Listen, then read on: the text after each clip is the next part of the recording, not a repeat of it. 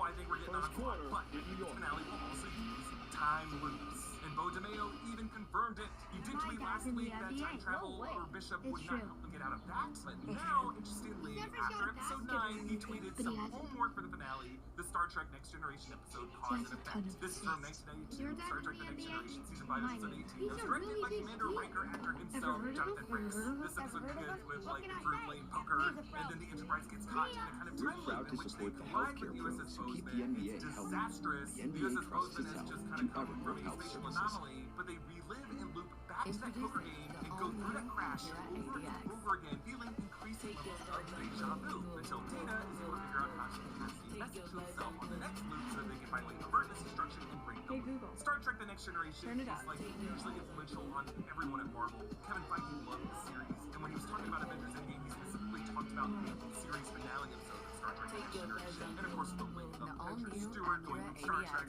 to the X-Men films. The fact that Kelsey Grammer cameos in that Next Generation episode as Captain Morgan You might know me Bateson, from my and other of job. course, It has to do the with some films, tips. the various Here at lines Once of Upon a season Farm, of we Deja trust the Vu Capital and One us Venture ending up X right business back card. here. And With the no fact that the preset Watcher spending was limit or observing purchasing Genosha power and and stats to speculated beat that our that business incident needs. was an absolute Love it. time. And And then finally, unlimited double this episode, miles bringing means Bishop we back earn more up, too. we are in for Sweet, an right? insane And finale when we that travel, we replays get the access to show over over and over 1,000 again. airport Absolute lounges. waste of time until I they're can get finally used to this. able The to Capital that. One So Venture we're gonna X get that, business plus card. Onslaught, plus What's in Phoenix, your but wallet? those two might be season 2 villains teased in the post-credits.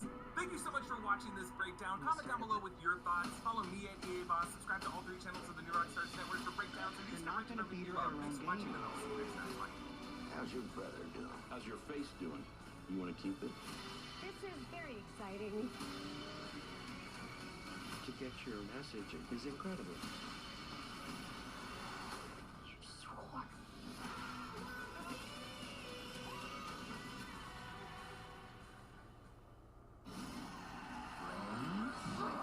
Are you hiding from used car shopping? What about overpaying? That's nothing to be afraid of. Show me, Carbox. Knowing how a car's accident-free impacts price means you don't have to overpay. Where is that? No fear, just box. Say show me at Carfax.com. Hey, Allison, founder of Poppy here. We have some news. Poppy teamed up with the Minecraft game in celebration of Wednesday Night Dynamite, live at 8 on Poppy TBS, and now streaming on Max. Max. The NBA playoffs are here, and I'm betting rebound props on FanDuel. There's nothing better than I'm the a league's cold greatest coffee to rebounder. boost your Ain't building that skills right, and ChatGPT? quench your thirst while watching a Well, top Minecraft. 5 for sure. Catch it in theaters. Oh, man. What And about get your scores? limited edition copy at Target everywhere Assists? right No now. results found. Best TV personality? Top 1,000. What about celebrity golfer? Do you really want to know? No. New customers bet $5 Welcome and back get to New Rockstars. $250 I'm in Eric bonus bets Boss, if you and this win. is a breakdown of FanDuel, X-Men America's 97, #1 Episode 8, sportsbook. Tolerance is Extinction Part 1. This show is so damn good, and in this episode we got sightings of Spider-Man, Doctor Doom, Zemo, Silver Samurai, Omega Red, Doctor Strange, What If Absolute Point Logic. Good lord, we gotta break this episode down brain by brain for all the Easter eggs and details you might have missed. This video is sponsored by Squarespace, the all-in-one platform that makes launching your own website a breeze. Starting as always with the updates to the opening titles. For the first time this season, Professor X has been added back in with this title card because he returns this episode. And as in past weeks, we see the shot of Bishop with the alternate timeline storming Wolverine when they were lovers in an alternate timeline, fighting Nimrod. This is from the One Man's Worth arc, in which Bishop and his sister Charlotte team up with these two to prevent the assassination of Charles Xavier in 1959, plot that was orchestrated by Fitzroy on behalf of Master Mold, who later sends Nimrod to see this through. One Man's Worth was one of the storylines Bo DeMeo recommended that we rewatch before this final arc of X-Men 97, along with the Sanctuary arc, which gets recalled here with a shot of Magneto atop Asteroid M. This episode begins with Cable absolutely showering broken beer bottle glass on the X-Mansion lawn in the exact spot where Storm likes to drink barefoot. Dude, put out a chart. Jean tells Scott that when Bishop took baby Nathan into the future, they got separated in the time stream and that this baby landed in the future alone. In season 4, episode 18, Beyond Good and Evil Part 1, the end of time, Bishop also got bumped off the course of the time stream by Apocalypse. So this is just something that can happen when one is traveling through time. And we still do not know where Bishop is right now, or when he is. Bo DeMeo has said repeatedly that there will be no time travel in these next 2 episodes, and that Bishop is not coming back to help out. Scott wonders, Never thought to ask the professor to show me how he did what he did so well. in transition, but look right here, I have 3 guys on Cade ironically, Charles Cunningham. Xavier Every is the time he gets to biological the father paint, to David the Knicks Holler, are sending Legion, who bodies wasn't at really Cade part of that Cunningham. kid's So he's gonna upbringing have in the to Krakoa maybe make a storyline better to the read front of those relationship. situations. Cable explains that Find Bastion open uses the players, fallout but from Genosha to get back obviously in New for York his not prime Sentinel letting him program. get an The easy prime look at the rim. And that is 2 fouls now on Cam Payne. He was called for an offensive foul, and now this one on the defensive end. The NBA on TNT is brought to you by the Kia Tell You Right We see the X guilt line. of these two Kia, because the not only official did Scott automotive doom partner his son Nathan, of the they NBA. supplied this feature with a Another free throw techno-organic here for virus that Durham. He dooms shot them it at all. Cable's hollow 67% projections include Bastion's during the regular evolutionary season. steps, His 3rd from year now Nimrod in to the an NBA. intermediary step Has to a his chance to current be a human form, force which at looks this like the level. He's textbook 21 depictions years of the old. evolution of humans Impressive from young player. Neanderthals. Actually, We'll see almost what appears to 80% be from the free this throw line, sacred 79% timeline for the mutants snaking last branches season. as Took a it little appears in the Loki series. dive When this year, asked but I how love this X-Men young man's 97 game. connects to the And MCU Detroit now multiverse leads from by these other 5. They titles, led Bo game 1 by tweeted, as I many think as at this 9, point and we are merely using Shabbat common language and tossed not it away. He thought his necessarily teammate connected was gonna on be the in the same area, tree. but Marvel and I wanted a was word/concept that audiences were already familiar with Turnover, instead of New making York. our own only for viewers to They go, had 11 of them so in it's like game what 1. if? And when it Pistons comes to turned it over sacred timeline imagery, 21 Bo times said we on definitely Saturday borrowed night. some Shannon iconography, poke again, away. stuff casual viewers and fans would be on Beasley some level of to familiarity Durham. with, and then he went on to say, I think it's very much dealer's choice on some levels. I know all my Up in the air, discussions were to and view Durham it as couldn't its get it to own go. It's neighboring brought by tree, Robinson. not a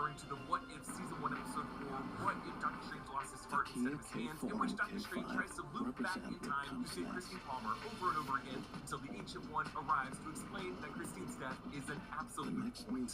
Her death is an absolute point in time. Absolute. Unchangeable. Unmovable. Now, I am fascinated by the concept of absolute points. In Sony's animated Spider-Verse, Miguel O'Hara refers to a similar concept by the term of canon event. And when I covered What If Season 1, I began to speculate that all kinds of events that we saw in MCU history could have been considered absolute points, like Tony Stark's death, or the Snap, or the Battle of New York. And I gotta say, it's validating to hear that the X-Men 97 team were on the same wavelength. The fact that Genosha might be an absolute point might explain why we saw the Watcher overseeing Genosha right before the attack. Again, Bo DeMeo used the analogy of different trees shared leaves to explain the X-Men 97's multiversal connection to the MCU multiverse. And The Watcher from What If ended season 2 by showing Captain Carter the same aegis little sacred timeline tree from Loki season 2. So those stories were all connected, and I guess we could see The Watcher as a kind of leaf that could drift from one tree to the other tree to get a glimpse at this possible Genosha absolute point over on this other X-Men animated series tree. And on the X-Men animated series tree is also the 90s Spider-Man animated series, and maybe from this episode's cameos of Doom and Zemo, a couple other shows as well. We don't really know yet. Now, we don't know for sure if Genosha really will be an absolute point. It could just be speculating. My theory is that whoever governs this multiverse tree saw what timeline manipulation and incursions did to the other tree, the MCU multiverse tree, and then decided to temporarily freeze any alterations to absolute points. And that could be why Bishop just kind of got bumped from out of time. The timeline ruler of this tree could be Immortus, aka Bender, aka Kang, who met Bishop in the Axis of Time in season 4 Beyond Good and Evil arc. Okay, so we see on the FC News the video footage of Charles Xavier announcing his betrothal to Lilandra on Chandelure. Last episode, Bastion said he hijacked the satellite feed where the signal was broadcast, and notice on the Chiron reads, scandal exposed. The events of season 6 take place roughly the same time as episode 7 and 8, which would explain why Storm hasn't caught up to everyone yet. But yes, we're seeing the fallout of this noble lie that the X-Men decided to tell the people of Earth, making a martyr figure out of Charles Xavier in order to just quell the conflict that was brewing when Kyrick attacked him. Then we get this establishing shot of Manhattan showing the World Trade Center towers. Yes, we are looking at 1997, those would still be there, but it is pretty interesting that the animators included this, as most other times movies and shows that were produced after 2001 but set during the 90s, like it's just kind of weird for animators to storyboard these towers used to be there. Now, we did see these towers at nighttime in the opening shot of episode 1, but obviously it just gets different to see these towers in the daytime. William Stryker is on WHIH on the TV ranting about how Charles Xavier might bring an alien army to Earth. This is despite Charles taking the steps to educate the Shi'ar about the dangers of imperialism. In the original X-Men continuity, William Stryker is not a military colonel, he's a Reverend Stryker. He's a televangelist like Billy Graham. He's no connection to Wolverine, really. Brian Cox is just that good at X2 that most people think of the character as Colonel Stryker. During the timeout, Stephanie with Detroit head man J.B. Bickerstaff. You get one chance to make a first impression, and if you're running a website, that means you'll need a professional-looking website. Lucky for you, that's super easy to do thanks to Squarespace. Squarespace is an all-in-one platform that provides you with everything you need to do whatever you need with your website. Squarespace is a massive asset library with everything you could possibly need, whether you're building your first website or polishing up what you've already got. Squarespace makes it super easy to customize your look, update content, and add features to make your website work exactly the way you want it to. For instance, Squarespace makes it easy to sell merch. You can design your products, then save time and money by letting Squarespace handle the production, inventory, and shipping. And if you're selling any other kind of physical goods, digital goods, or even service, Squarespace makes it easy to build your storefront and grow your business. Head to squarespace.com for a free trial, and when you're ready to launch, go to squarespace.com/2rockstars to save 10% off your first purchase of a website or domain. Jean Grey, telepathically comforts Rogue while Nightcrawler drops this wisdom. Memories are merely dim images echoing his emotion. Does it matter if you heard his first cry? If you remember how it felt to hear them? It's true. Research has shown that our memories are not objective recordings of history, but rather us remembering how we felt the last time we thought about it. So if Jean shares that emotional connection and cable with Madeline, why shouldn't she feel like a mother to him? Nightcrawler says, I was abandoned by my mother Mystique as an infant. I'm sure they played one-on-one before. 7-point lead for the Pistons. Payne feeds the post and it's Towns. Schroeder fakes on the double, one-on-one. We chose not to abandon each other. Yes, he calls Mystique his mother here, which he originally was with Azazel being his father. But this was changed in the recent X-Men Blue, Origins #1, which established that Mystique had shapeshifted into a male form and was Nightcrawler's father, the entity Destiny was his mother. But here, back in 1997, this series is staying true to the original concept. Nightcrawler finishes by saying, Beasley jumper is silky smooth. It's a choice. I just love this concept. It's also the idea James Gunn was playing with in the Guardians of the Galaxy trilogy. Family truly is the social construct that may be rooted in genetic ties. But as our species has evolved, human beings are communal social creatures. It truly takes a village. Our sense of community reaches beyond those who are just related to us. The reason we get triggered by the sound of a baby crying on an airplane, even when it's not our kid, is because you're evolutionarily hardwired to worry about the safety of the tribe from threats in the night. And a baby crying out alerts possible predators in the jungle to our position. So Darwinian survival of the fittest comes from the idea of family being a choice. We're more powerful if we are looking out for and have people looking out for us who aren't necessarily just the ones that are related to us. Okay, so now Cooper chats with Sinister. His jump shot around and out, controlled by New York. Good God! So Josef Mengele was the Nazi scientist who cruelly experimented on Jewish prisoners at Auschwitz. He's known as the Angel of Death, and he fled to Argentina in 1949 to evade extradition and capture until he drowned after suffering a stroke in 1979. So apparently Sinister knew this guy, which is big yikes. It suggests that Sinister, who originated as Nathaniel Essex in Victorian London, aided these 20th century eugenics movements. We see Magneto pinned up, mostly naked in this X configuration. They're recreating the cover of Uncanny X-Men 251 with Wolverine displayed this way when he's captain of Donald Pierce.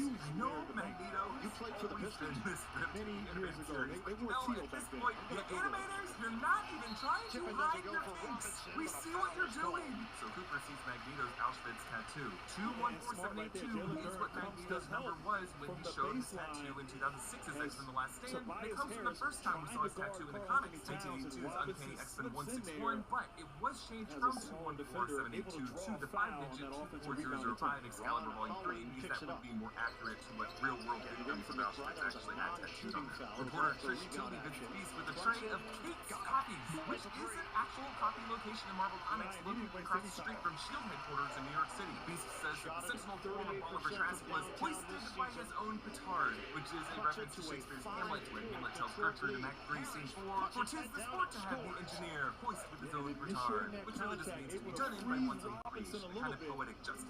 At Bastion's old neighborhood in Harmony, Pennsylvania, Jean psychically refills the missing wheel of a tricycle that has the word zero on it, perhaps beginnings of Operation Zero Tolerance. Inside the home is this box containing a Stark Expo magazine with glasses operating a robot. There's also a toy robot that looks like a Sentinel, but this is actually a Marvel character named Machine Man, who has an extendable arm. Then we also see a framed photo of a young Sebastian, and then another box nearby has a reference book that's labeled X-M52, which I thought might be a nod to Uncanny X-Men number 52 from 1968, which is like a Mesmero, Eric the Red, and Android Magneto storyline, but I'm not sure if it's connected to this. So Cable finds this photo of young Sebastian in his appearance. And this might be the craziest Easter egg of this episode, because this guy and this woman both showed up all the way back in the 90s in Season 4 One Man's Worth storyline, when Bishop joins the alternate timeline Wolverine and Storm to go back to May 11, 1959 to stop Fitzroy and Nimrod's assassination of Charles Xavier. And at one point they visit this bar with a racist bartender and this waitress, who herself is kind of a racist little snitch, who tattles on Wolverine and Storm for holding hands and gets this whole fight started. So his mother was this waitress. Meanwhile, Bastion's father, who we see wears a uniform with the name tag Richard or Richards, also shows up in the One Man's Worth episodes.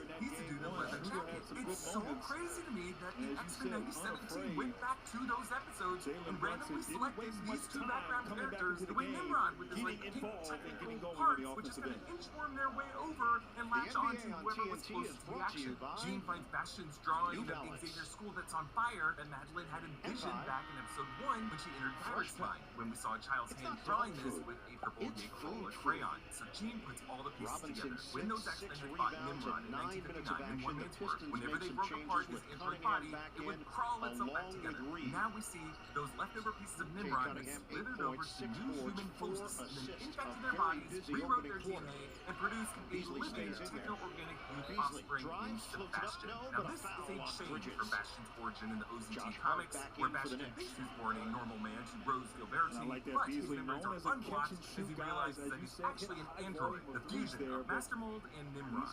Jean just kind of simplifies all of this by saying, he's descended of every Sentinel from Master Mold to Nimrod. I will say, I think this alteration works because Bastion's birth and his aging process is real. We see him aging in the normal X-Men history that all these characters live through. It's not just a false memory plugged into an android's mind. And this way it's creepier. We see how like technology nanobites infect human bodies so much that he can use them as vessels to reproduce. He used them as flesh puppets to make them dancing, drinking wine, making love. Meanwhile, Bastion speaks to other world leaders involved with OZT, and at his side is Daria, who in the comics is a crime sentinel who looks the looking young roof, girl. 32% She shakes her from head, and three-point initially territory. she helps And the Bastion shooting carry up out Beasley, OCT, you but bring she in ends up Hardaway switching sides Jr. now. as Jubilee, well as Bastion Tobias reveals Harris that he has really orchestrated the created Genosha attack to spacing overload humanity's for bandwidth Cade and to Cunningham paralyze to them with operate apathy. and have a And then we stellar get season. some crazy cameos. Doesn't go for Brunson. And Detroit trying to bring this lead to double figures.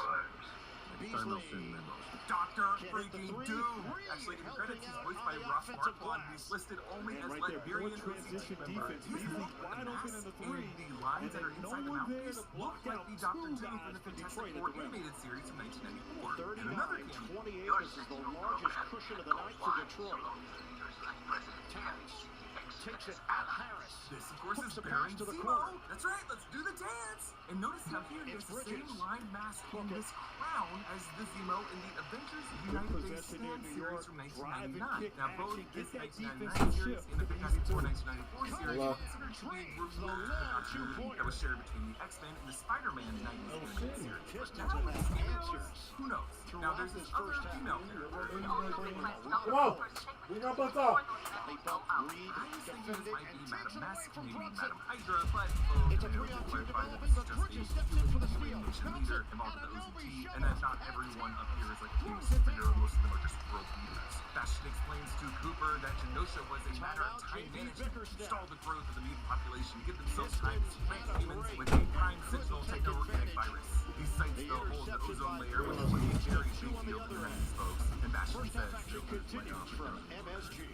One mutant with the strength of It's interesting to remember that in X-Men Excuse me, are you shopping online while standing in line? when the Yeah. X-Men first Me too. meet Colossus on the construction site, he has They might do. taken the job PayPal of lets me choose how I pay. Meanwhile, Bastion's mother shows them his creepy painting from when he was 16 that he called the Final Tree. It shows a mutant-based master mold and prime sentinels like dark angels apocalyptically ruling over mutant slaves. The Final Dream is likely a nod to Hitler's final solution to the Nazi code name for the genocide of Jews in World War II. The fact that as a kid, Bastion was foreseeing the future just tells us that much of his programming came from Nimrod, and everything Nimrod would know about what the future would bring, every connection Nimrod had with Master Mold. But then this whole body contorts freakishly into a prime sentinel android. You might be reminded of the backshot scene with the snake and Deathly Hallows, but Modemek did say that that's not what they had in mind. Jubilee and Roberto meanwhile shot at Wasserman's, a nod to Ron Wasserman, the composer of the original 90s X-Men theme song, despite Hayes Saban getting equal credit for it in the credits anywhere. So,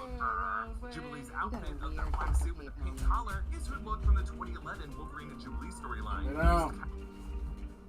Go lay down, yo. Hydrogenator Supertiva HS since I was 14. My abscesses were taking over. It affected my sleep, school, and life. I went to see doctors, was even told it was nothing. It wasn't nothing. I'm stronger than this, so I kept searching. Take on HS differently with Cosentix. It works from the inside to target a believed source of inflammation that may cause HS symptoms. Real people saw 50% reduction in bumps and abscesses after 16 weeks. Don't use it if you're allergic to Cosentix. Before starting, get checked for tuberculosis.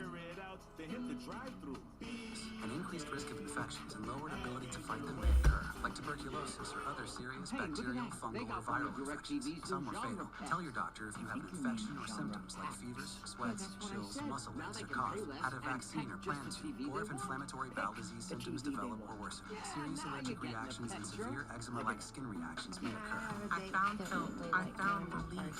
You are not alone. Ask your dermatologist about Cosentix.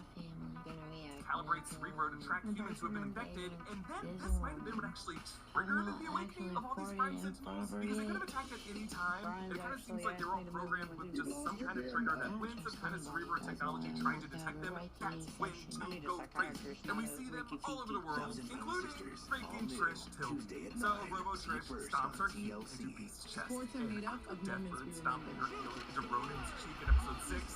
X-Men 97 animators, come on, we see what you're doing.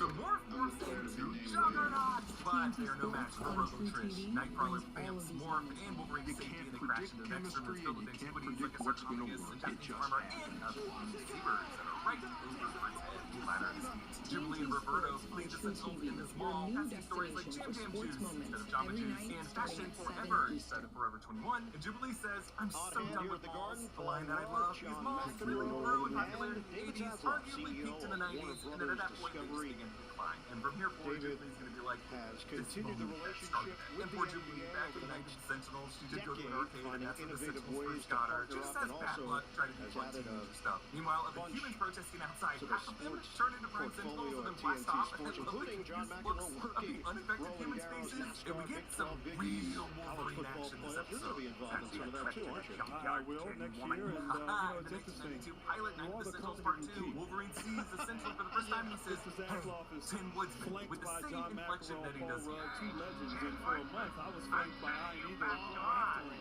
That's right. Yes, and so I just love the idea that since Logan is so old, Wizard of Oz is probably one of the first movies he saw, and he just loves his reference. It's kind of like Steve Rogers in the 2012 Avengers movie when someone brings up the flying monkeys. Thompson on the inside. But Wolverine, who cannot fly, remember, falls to the sky and just wants to slash as many Prime Sentinels as he can on the way down, not caring that these things were just 5 seconds ago. He slices one in half, he slices another's arm off, he decapitates another one, he slices another half, and then he crashes through all the floors of the expansion like he's a freaking aristocrat. Then we get this really creepy shot of Luke sleeping from the outside, where we see some Prime Sentinels just silently standing in the room staring at her. pretty good on both ends of the floor, minus that last turnover. They changed the Cunningham jump shot to a 3. Checked it during the timeout. That's why Detroit now has the 10-point lead. It was initially called a long 2.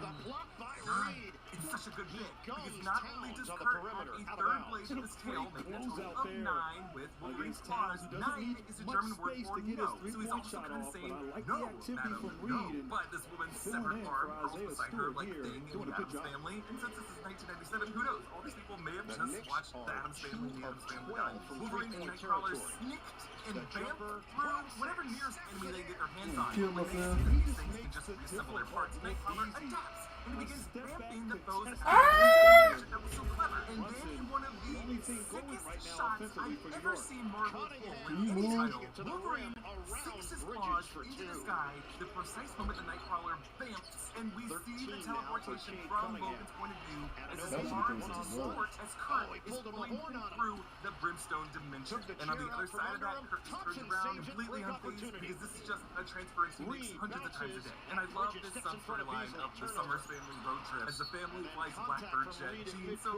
mom-ishly puts a seatbelt on cable, but these Prime Sentinels wreck the jet engine, and Scott and Jean reference that this is yet another Blackbird that they crashed this season. Scott flies out of the exploding jet in a blue Porsche. Its license plate reads SL1M, and Slim is one of Scott's nicknames. It looks a lot like the blue sports car that Scott had, and remember that Wolverine drove with Rogue and Bobby and Pyro and X2. That was a Mazda RX-8. X enlarged by Mazda because they moved into an X-Men movie. And since it's such like a James Bond 007 type sequence, the Newton brothers created this version of Ron Wasserman's score that was kind of 007 themed. And there's some choir vocals in there too.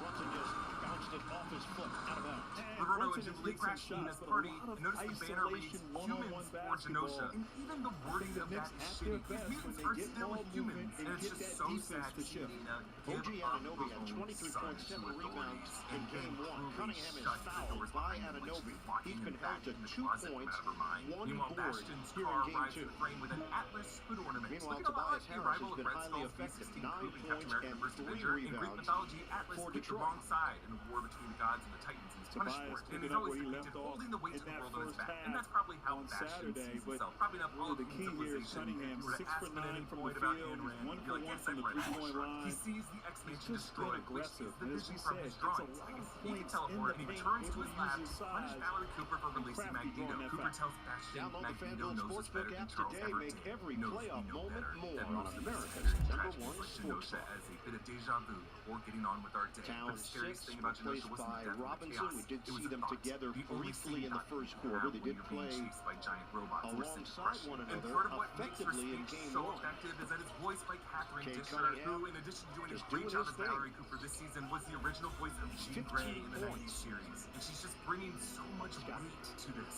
And the speech finishes with 7 these boards. 3 words. Magneto.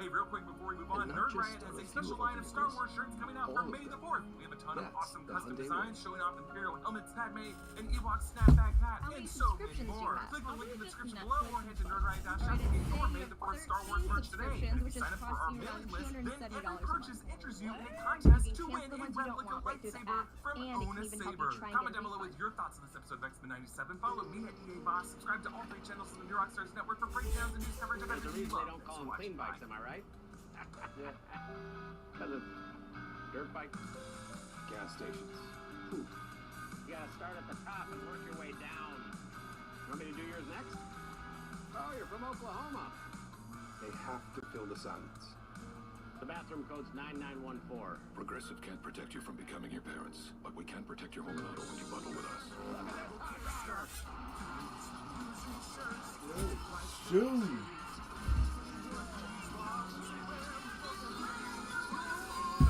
Shoot.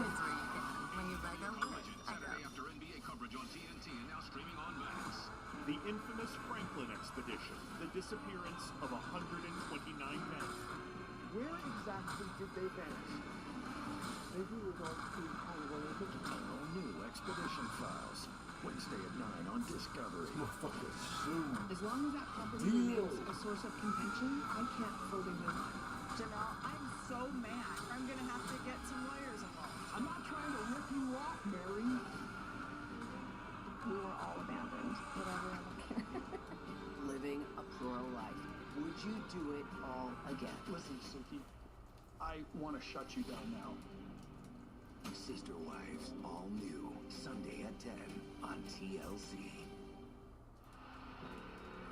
Welcome back to New Rockstars. I'm Aaron Voss, and this is a breakdown of X-Men 97, Episode 7, Bright Eyes. Turns out our eagle-eyed sighting of Bastion in the Genosha Massacre episode was right on the money, as the one-eyed, one-horned, flying purple people eater, voiced by Theo James, is the bastard Bastion behind it all. I'm going to break down this episode shot by shot for all the Easter eggs, the cameos, and the animation details you might have missed. And please support us by grabbing one of our merch designs from nerdride.shop, like our Gambit Remember It shirt, or for Deadpool and Wolverine, our new Portal tee that's alternative red band Let's F***ing Go variant. Okay, for the first time, the opening credits were not updated with any new shots that we have not seen in past weeks, but one alteration that I didn't point out last week, now that Nightcrawler has been added with his own title card, he has also been added to the shot of all the X-Men running rightward across the expansion lawn. This episode is titled Bright Eyes, a phrase often uttered by Rogue throughout the 90s run, but also applies to the brightened eyes or eye of Cable, who reunites with his father in this episode. And this episode was written by Charlie Feldman and JB Ballard, and JB's a friend of the channel, so congrats JB. The rest of your promise, JB did not tell us where any of the Easter eggs are, and won't tell us how this season will end. But we open on the rainy funeral for Rami LeBeau Gambit. Many of the grave sites in the background are above ground. In New Orleans, since it's below sea level, they have to bury people in plots above ground like this. But this funeral ends with Remy's coffin being lowered into the earth, so I assume that they just added this for dramatic effect. Scott, Hank, Logan, and more are pallbearers, while Gene, Jubilee, and Roberto watch on. Nightcrawler is supposed to lift the leader of the new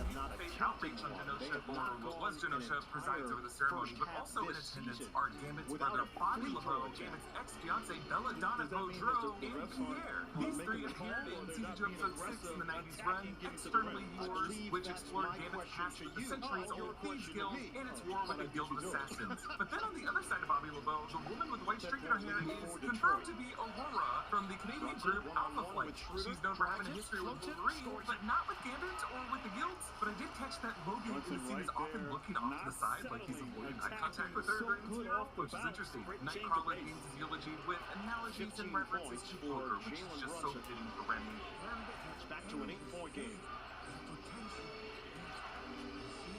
Duran out on the perimeter, trying to get rid of it. Cunningham using the Duran screen.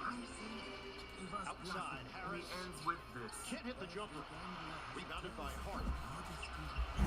Push up the floor. And it's just so sad to see Nightcrawler wipe away and tear in the rain. Rogue flies to the desert meanwhile. The Joshua trees, which only grow in the southwestern United States and in northern Mexico, converting mostly to the Mojave Desert. But this base is called Fort Ballard, which obviously episode co-writer JD just named after himself. Good for you, JD. Rogue slams into this base, where the military does not wait long before taking fire.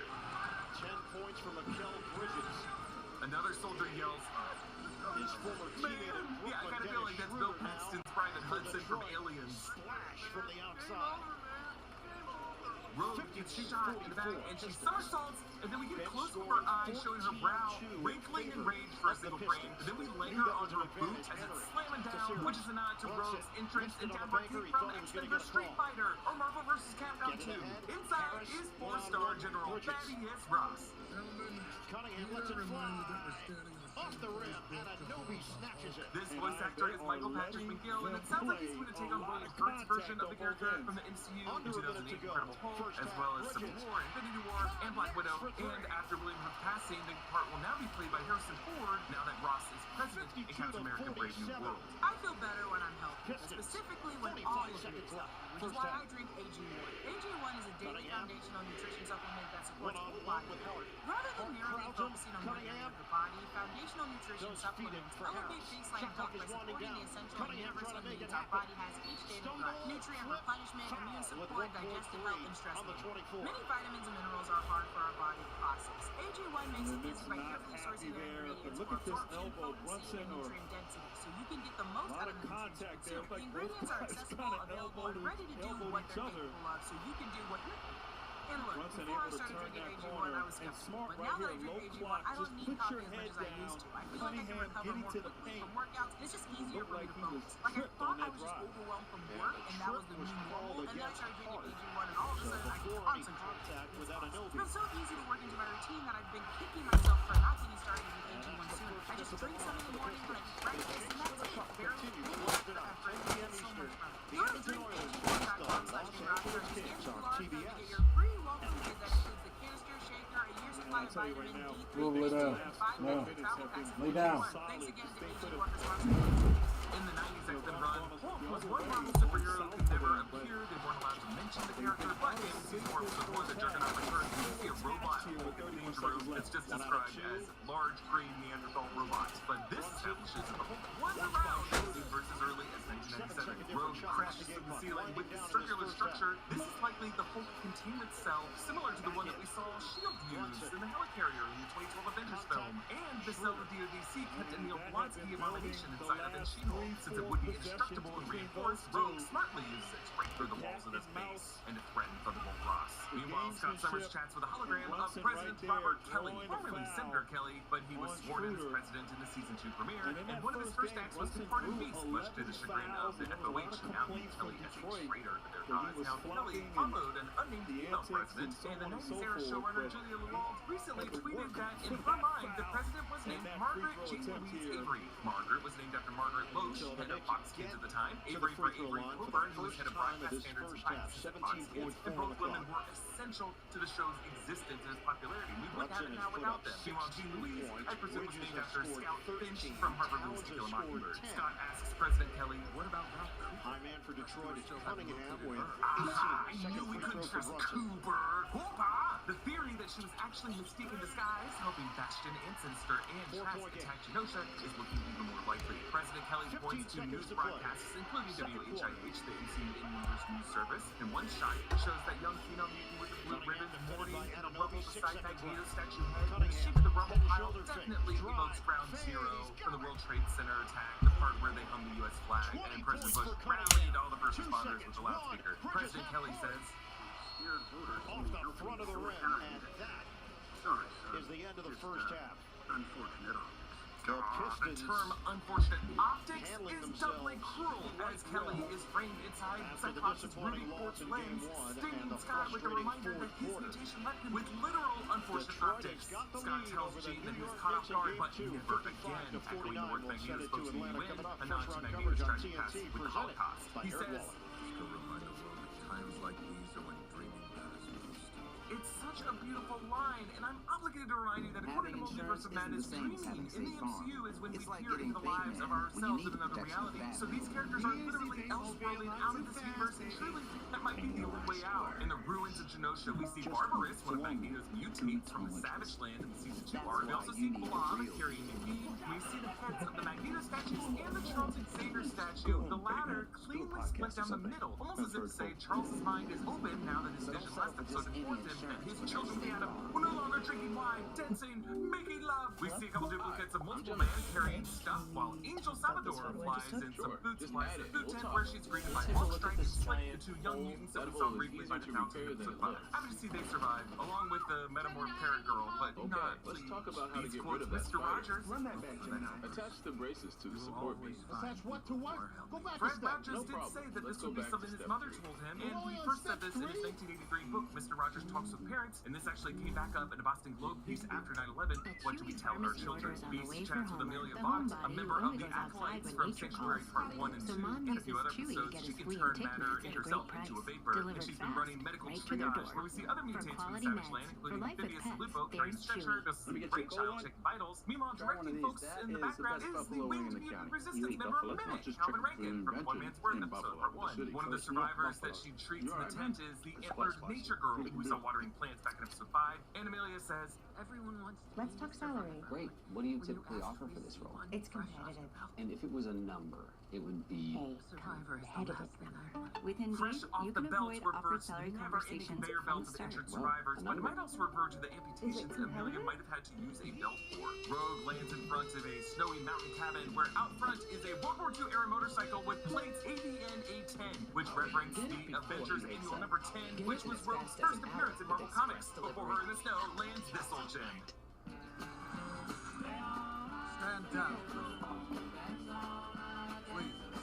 Captain Friggin' America! Cap showed up during the 90s run, a brief cameo on screen in the Red Dawn episode, and then in a World War II flashback with Wolverine in season 5, episode 7, Old What's better Soldiers. than a This is limited the first time time we've deal? seen him in the An modern era, unlimited and he's time voiced by deal. Josh That's why the Keaton, who also $5 voices bag with Steve the junior bacon Rogers in cheeseburger What is If, available and all recently the voiced time. Agent Because Spider the in best time Invincible for Season fresh 2. never I frozen love beef how they and kept the apples hum with smoked of the bacon vibrating is all shield, the and the time. music seems Duh. inspired For at the least best by the deal of Captain all America time, the First gotta be Avenger Wendy's. theme. It's hard to tell if it's just a shading, but it looks like Cap's shield might have some scratches or wearing across the center of it, which could have come from bites of Black Panther with vibrating claws, or Wolverine with adamantium claws. Cap takes Rogue down into this government base beneath the cabin that he accesses by dialing the radio to a specific frequency. A really interesting detail that comes back later this episode. But down below, this tech looks similar to early Cold War era designs, similar to the tech that Steve and Natasha find beneath Camp Lehigh in Captain America the Winter Soldier, where Arnim Zola's AI was left in computer servers. Rogue finds on these circular screens the letters OZT, which stand for Operation Zero Tolerance. This is the anti-mutant organization led by Bastion in the comics from 1997. So, again, we spotted Bastion in the foreground of the Genosha Gala in episode 5, and in episode 4, he appeared on the edge of a photo with Forge and Dr. Gottfried Adler, who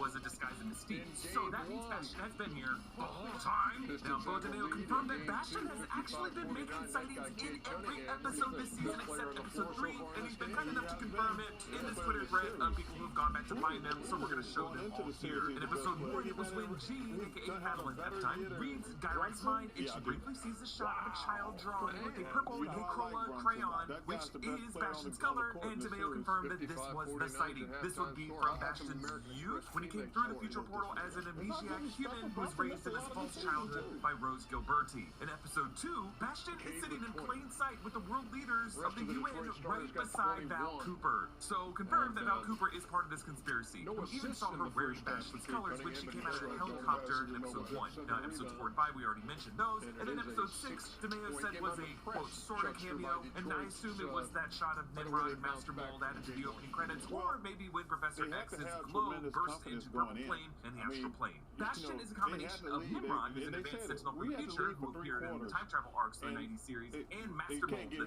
giant sentinel printing machine. When we actually see the moment that they merge in the opening titles of this episode and last episode. These final 3 episodes of the season are an arc called Tolerance's Extinction, where Henry Gyrax spoke back in episode 1, but now we know the end game of this season, a combination of the 1997 Operation Zero Tolerance storyline with Bastion and the 2001 E is for Extinction storyline of Cassandra Nova. Remember, President Kelly mentioned a successor, less kind to mutants, and I think the final 3 episodes will see the presidential campaign of Braden Creed from the Operation Zero Tolerance storyline. Following the attack on Genosha, that Bastion himself staged with Oliver Trask, we're pretty sure now, and using operatives like Val Cooper, like Mystique, Bastion has created this narrative where mutants are victimized, so that when Braden Creed might get assassinated, society's just gonna blame mutants for retaliation, and most likely Rogue, because she's crazy right now, and Bastion's OZT will surge in popularity, justifying his use of Prime Sentinels and Sentinel nanobots to turn humans into Sentinels the way Trask was in this episode. The fact that Bastion, via Nimrod, comes from the future and has already been planting seeds throughout history is gonna make him particularly difficult to eradicate. Cap refuses to quick strike with Rogue because he has colors he's gotta represent, but she gets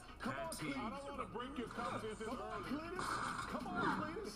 We waiting on you. What the? We're waiting on you. We got 2 half She frisbees his shield so far from the little Pokemon Team Rocket blasted up again, Twinkle, and the mountainside. It's such a big move.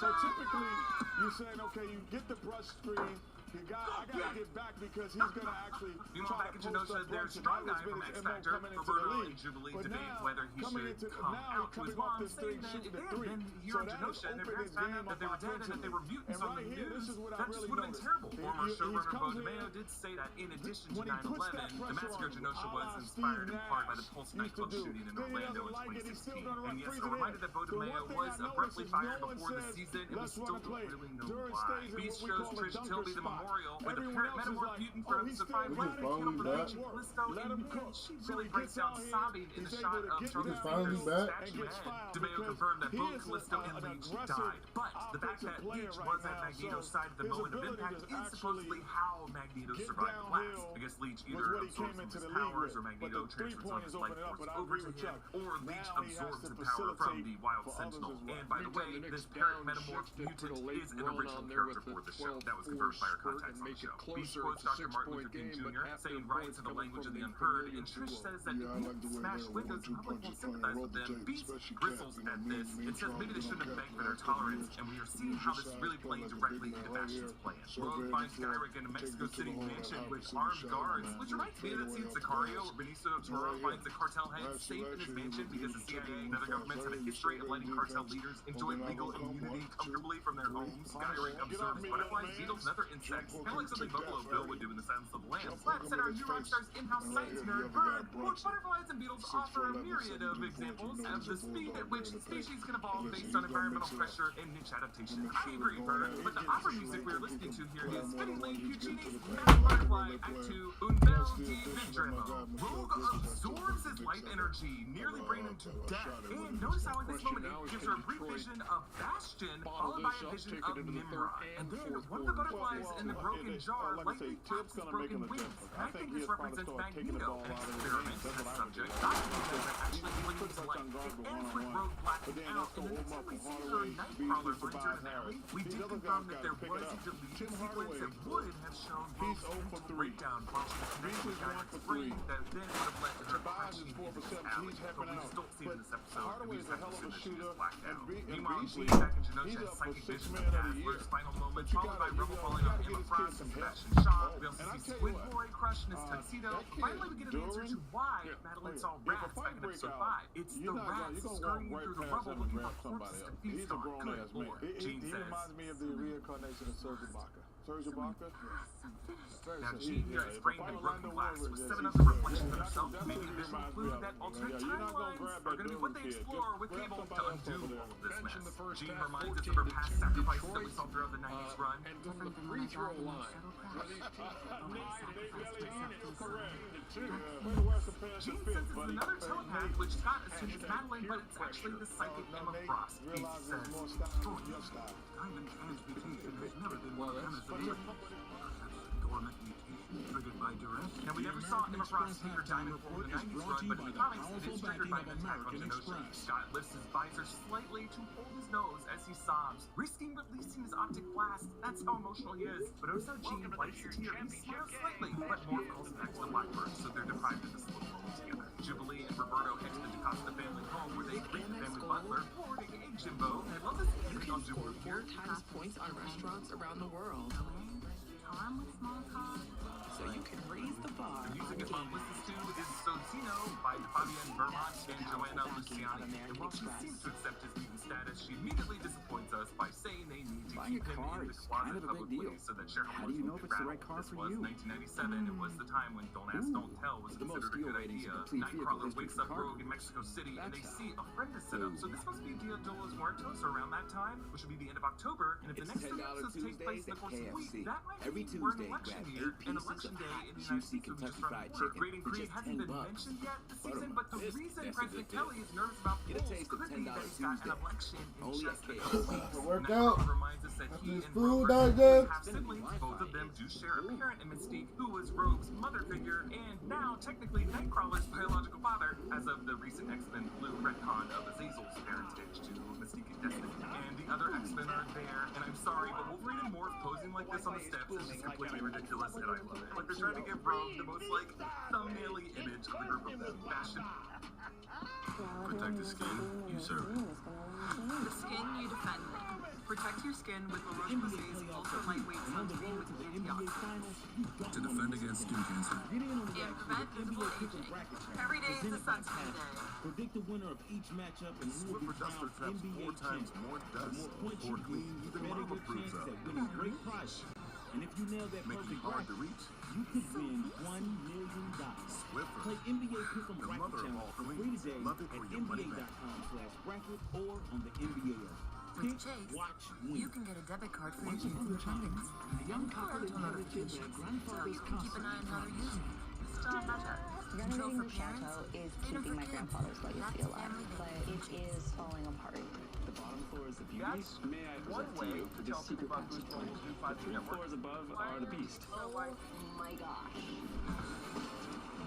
Will their fairy tale have a happy First ending? ever Castle Nissan Impossible Road series Runner. premiere Tuesday, April 29th at 9 on Should buy Skyrick in his home and adjust the radio so that we hear Sheb Wooley's The Purple People Eater, which was a very silly novelty song from 1958 about an alien creature, a one-eyed, one-horned, flying purple people eater that descended to Earth to be in a rock and roll band. It recently came up in Jordan Peele's Nope as the eccentric cinematographer character recited those lyrics while preparing to capture footage of the creature in that movie. I think Bastion loves the song because he's, rocking the purple colors, and he considers himself a godly figure who came down to Earth in this time to rule it and to be this rock star. Either way, the fact that he just sings it is very, very creepy. Bastion brings up the music by adjusting the radio, which is the same way Steve Rogers accessed the OCT waves before. Maybe there's something to this on a deeper level, and this could be like how Bastion dials through time. I might be reaching there. So they had the Badger Corps, which we've seen in live action about the Winter Soldier. It's a corner of the Marvel world where we have like an upper level of rich criminals and a lower level of thief criminals. But now it seems like kind of a thriving metropolis, where at least there's like arms dealers companies that are there. Maybe they're doing that to escape like United States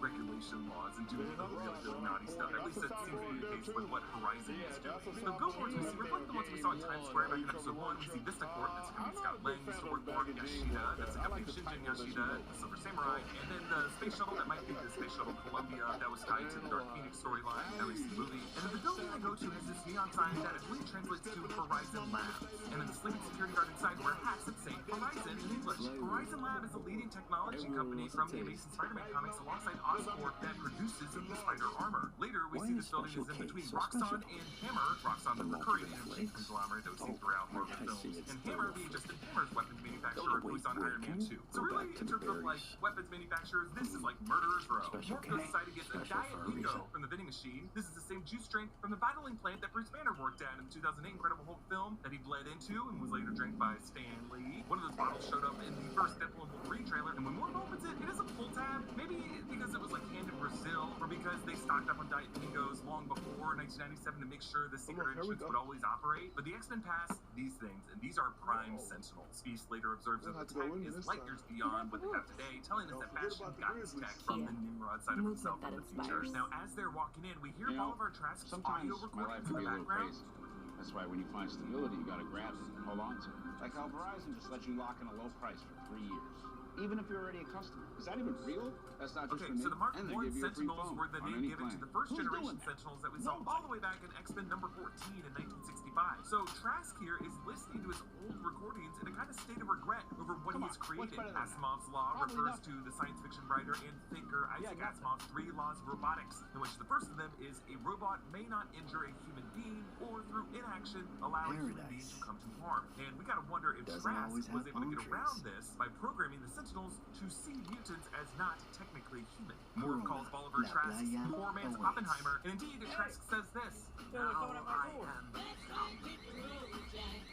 And you saw Christopher Nolan's Oppenheimer, you know the origin of this quote. This came from J. Robert Oppenheimer, Eugene Tatlock reading the Bhagavad Gita and quoting Shiva, and this passage always haunted Oppenheimer after he led the Manhattan Project to invent the atomic bomb. Trask feels the same way about Sentinel tech, like he was just trying to do what he thought was right, but it was also, something he knew would get blood on his hands. But what really freaked him out was the future that it would lead to.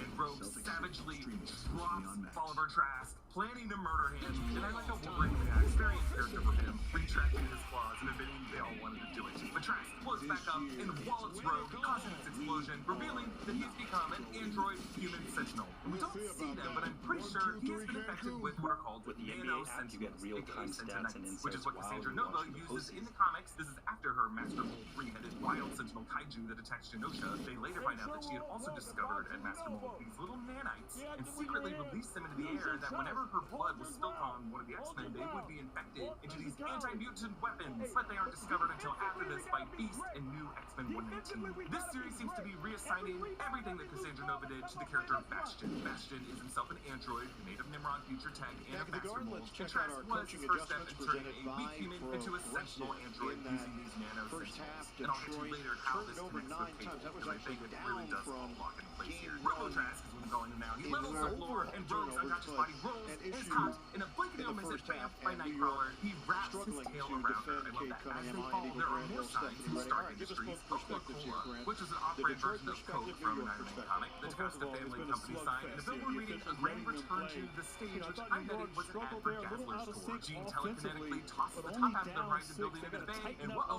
those Prime Sentinels in those upper floors are loose now. The X-Men go up against Robo Trask, and Moore turns into Quicksilver, zipping around him, and the punches have no effect. But DeMeo said that Moore can gain people's mutability so long as they're physical, so, Moore couldn't morph into Jean Grey or Charles and then gain their telepathy in addition to that. So Robo Trask nearly kills Scott, but Scott is saved by an electromagnetic cluster grenade from his son, Cable. And I like how we see, piece by piece, every weird part of him before we see his face, because that's how Scott would look at him. He'd be like, wait, bionic arm, wait, utility bell, hold on, I know those eyes. And Jean's telepathy gets triggered.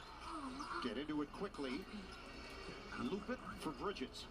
Not her. I love that Anthony Cable is so Towns. sensitive to the telepathic message that Batman Cut his ass. Run it. He scoring double figures with 10. Between its signature and Hardaway. And he says, And out of bounds off of Detroit, 6 to shoot. Someone worth. And right there, the mismatch against Hardaway Jr., but great help by Duran. Okay, so here's how I think Cable connects all of it. The techno-organic virus that Sinister gave maybe Nathan Summers, I believe, was the first step in the development of these nano sentinels. Whether Sinister knew he was doing that or just following Bastion's recipe remains to be seen. But when Forge cured Big Nathan in the future with Bishop, Forge did not realize that he was actually helping the nanites learn from this mutant's DNA. And where that DNA came from, it was a combined DNA of the Summers bloodline from Corsair and the Jean Grey bloodline from all the way back to Jean's ancestor that Nathaniel Essex initially experimented on back in the 19th century in England. So Forge was connected to Bastion in the past. I don't think Forge knew what he was doing, but he played a role in it, as did Dr. Gottlieb Adler, and it was all Bastion's plan. Those nanites from Cable became Bastion's nano sentinels. Harris rushes ahead. Cable's bionic eye glares, and on that we edit to Sinister Now and they Bastion. clear out the area. Cunningham watched by Ananobi, screen, Hardaway, Cunningham off the dribble. He calls Sinister a villain of old and says that since 1992 they failed to stop the X-Men, and that from him he only learned what not to do. Now Sinister says we were one of those villains once, which I thought was an interesting line because it acknowledges that Bastion did begin as Nimrod, who was part of that 90s series. But Bastion says he's evolved as Nimrod did, by just like giving Master Mold a big hug. Bastion said that he repaired the satellite that's used to connect with the Shi'ar, realizing that Charles is still alive, and so is another. And as we pointed out, Bastion was there at Genosha on the night of the gala, and that is how he must have recovered Magneto, because we see that he's Magneto in this old town barbershop and plays on the jukebox. What else? His favorite Purple People Eater song, and I believe we hear Alvin and the Chipmunks chiming in there, because they did join in the covers of it. And Bastion tells Magnus, heat, like music, it softens things, it softens follicles, it opens pores, makes the skin pliable, so that way when I have to go to work, smooth as butter, so long as you stay still, as long as you don't resist, just listen. And it's going this way. He's talking about is rising the temperature of this war between humankind and humankind. And by using this political tension, some crisis is going to happen when someone gets assassinated, and he's going to use that crisis to justify furthering raising the heat for those ET. And it's just so cruel that he uses this metal straight razor to shave Magneto. It's the ultimate cruelty, because with that mutant power dampening collar on, Magneto is powerless to do the simple thing that he would normally be able to do with escape. Remember, that photo in Forge's home, Forge, Dr. Gottfried Adler, and Bastion was there too. Adler developed the power dampening collar, and now it seems that Bastion was behind that part of it too. So clearly Cable is from the future that Nimrod came from. Nimrod / Bastion is the he that Cable is referring to with the he's coming. But the truth is, Bastion isn't coming. He's already been there for decades, according to Forge's photo. He already placed all the dominoes in place to develop nano sentinels to get government backing through OCT. And so stopping him would be undoing the timeline of much of the history these characters have lived through. I don't think that's going to be an easy choice. Comment down below with your thoughts on this episode. Follow me at EA Boss. Subscribe to all the channels on the New Rockstars Network for breakdowns and news coverage of everything you love. Thanks for watching. I'll see you next time. Bye. Elbow at the end of the play. He'll shoot another. Josh Hart, Oh, 78% on the season. A little time before he got up on his feet. You know, when he's grimacing, of all people, he's got to be feeling it. But a pit bull and an Bounty mega roll lasts longer, so you can tackle. 9 triple doubles this season for Josh Hart. That is the most in a single season in franchise Bounty history. mega roll, which Topping cleans Walt bills Frazier, without running out. who is sitting just to the left of us. Bounty, I don't know if quicker you picker up. I couldn't see it. Dry skin. You Also got stay it. hydrated and healthy Hardaway, all day with CeraVe Short. facial moisturizer. Rebound, Thompson, put back, no, but I a put him on a foul. pat. No, I'm finna watch it. 2 free throws here for Asar Thompson. That's why you could see him. Oh, there he is. Yes, I was wondering. You didn't notice. He was dressed like that. Clyde has been dressing fly. That nigga, Joe, His whole funny life. as hell. That he has been. What is it all again? Second foul on Karl Anthony Towns. And free throws here for Thompson, who shoots it at 64%. The NBA on TNT is brought to you by Tissot.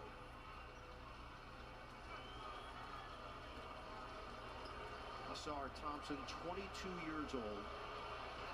Numbers improved scoring-wise. He went from 8.8 points per game to 10.1. Steals are just under 2 per game. He's got that ridiculous 7-foot wingspan on the 6'7" frame. Got an old school mentality as well. Just does a little thing for the Pistons. Pull up, Brunson, high arcer, rebounded by Hart. Reloaded for Anunoby. Contact, Cunningham goes down. Anunoby free look, and it bounces off. Grabbed by Harris. Pistons lead by 5. Cunningham, the pull-up jump. Long rebound. Towns kicks it over to Cunningham. Harris, feed it on the side. Hardaway misses on the tray.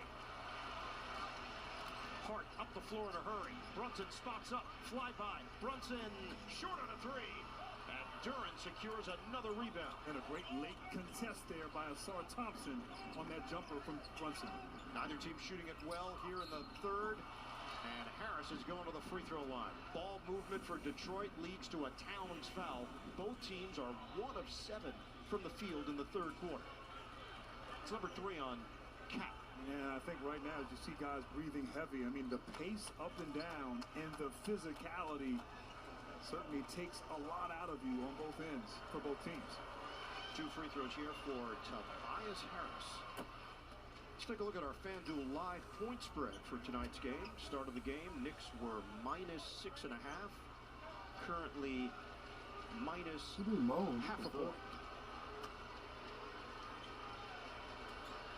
Everybody talked about the inexperience of Detroit because Cade Cunningham playing in the postseason for the first time, Jalen Duran, Asar Thompson, but players like Tobias Harris and Tim Hardaway and Dennis Schroeder have had a lot of postseason experience. Yeah, they've been in these moments and they've really relied on their play in these 2 games, and they have delivered. But tonight, Cade Cunningham has stepped up big time for the Pistons. Bridges short. Harris the board. Pistons going pedal to the metal. Harris stripped the ball. Anunoby got a piece. Ricochets over to Hardaway. Plenty of time on the shot clock. Mismatch inside. Brunson with Duran. Thompson, ball fake, hangs. Rebound, foot 4. Duran trying to grab it. He saves. Hardaway can't hit the 3. Popped up in the air. No. Another chance, and it goes for Tobias Harris. I love the activity from Detroit, but right now, as I said, the officials letting them play. His birthday is tomorrow, nigga. You fucking idiot. And the lead is up to 9. Detroit is plus You're 9 done. on the glass. You're done. Your birthday is literally a month apart, you fucking stupid Cunningham idiot. off to the races. He's got Thompson in the wing. Upstairs. It's good. And a foul. Not the traditional alley-oop, but put it on the board for the Pistons. Right here in transition, nobody back other than Brunson. Somehow Thompson able to gather, kind of deflect the ball into the rim there. And they're talking about it. Thompson indicating you got to count that. So is J.B. Bickerstaff, and the officials huddle up to discuss. Not entirely sure. It looked like the foul happened. I wonder if the foul happened before he deflected the ball into the rim. It looks to me like a three-point play opportunity, but I'm sure they'll review it. Josh Tibbin makes his way over to the scorer's table, along with Curtis Blair and Ray Acosta. Yeah, you always try to think it through. If he dunks that, is it an and one? The play is under review to see if it meets the criteria for a clear path foul and a possible flagrant foul. Oh, so this is an entirely different story of what it is they're looking for right now.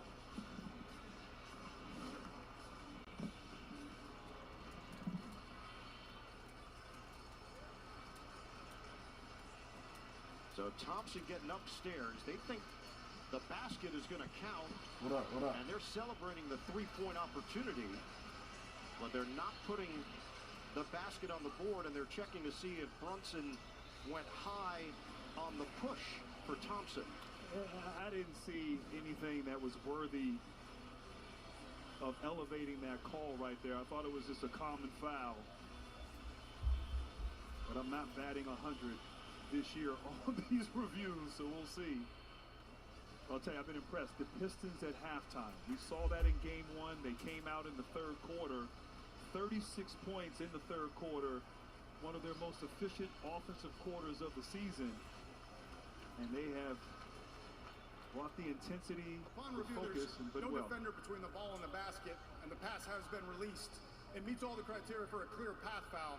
It's going to be 2 free throws for Thompson, and it'll be Detroit ball, free throw line extended with 20 on the shot clock. Okay, so in the wash, Detroit ends up benefiting. Take another look. Cunningham on the lob. Here's the contact here. Thompson goes upstairs. Oh, he grabs the rim. So that's the end right there. They're not going to count that basket either way, but they are going to give the clear path, which is 2 free throws and possession. Right now, all the breaks going, for the Pistons here in this third quarter. Knicks are going to have to regroup and focus, and really a lot of it starting on the offensive end. Poor offense, allowing Detroit the freedom to excel in the open court. You still have time to win $1 million. Make your picks with NBA Pick'em Bracket Challenge presented by Castrol. Submit your playoff bracket before they lock this week. NBA.com/bracket or on the NBA app. Thompson comes up empty. He's now 1 of 4 at the free throw line. The Pistons will retain possession, leading by 7:01 to go in the third. Are y'all gay? Right now, Durn on the bench here for Detroit. Y'all keep judging me like y'all got a question on this. Can New York capitalize? I can tell you. Their rim protector, the Pistons, on the bench here. Paul Reed is in. Isaiah Stewart not available. Cunningham floater. He gets the roll. Just really getting whatever. Damn! What the fuck my team? It's been a handful tonight for the Knicks. Cade Cunningham, 24 points to lead the Pistons.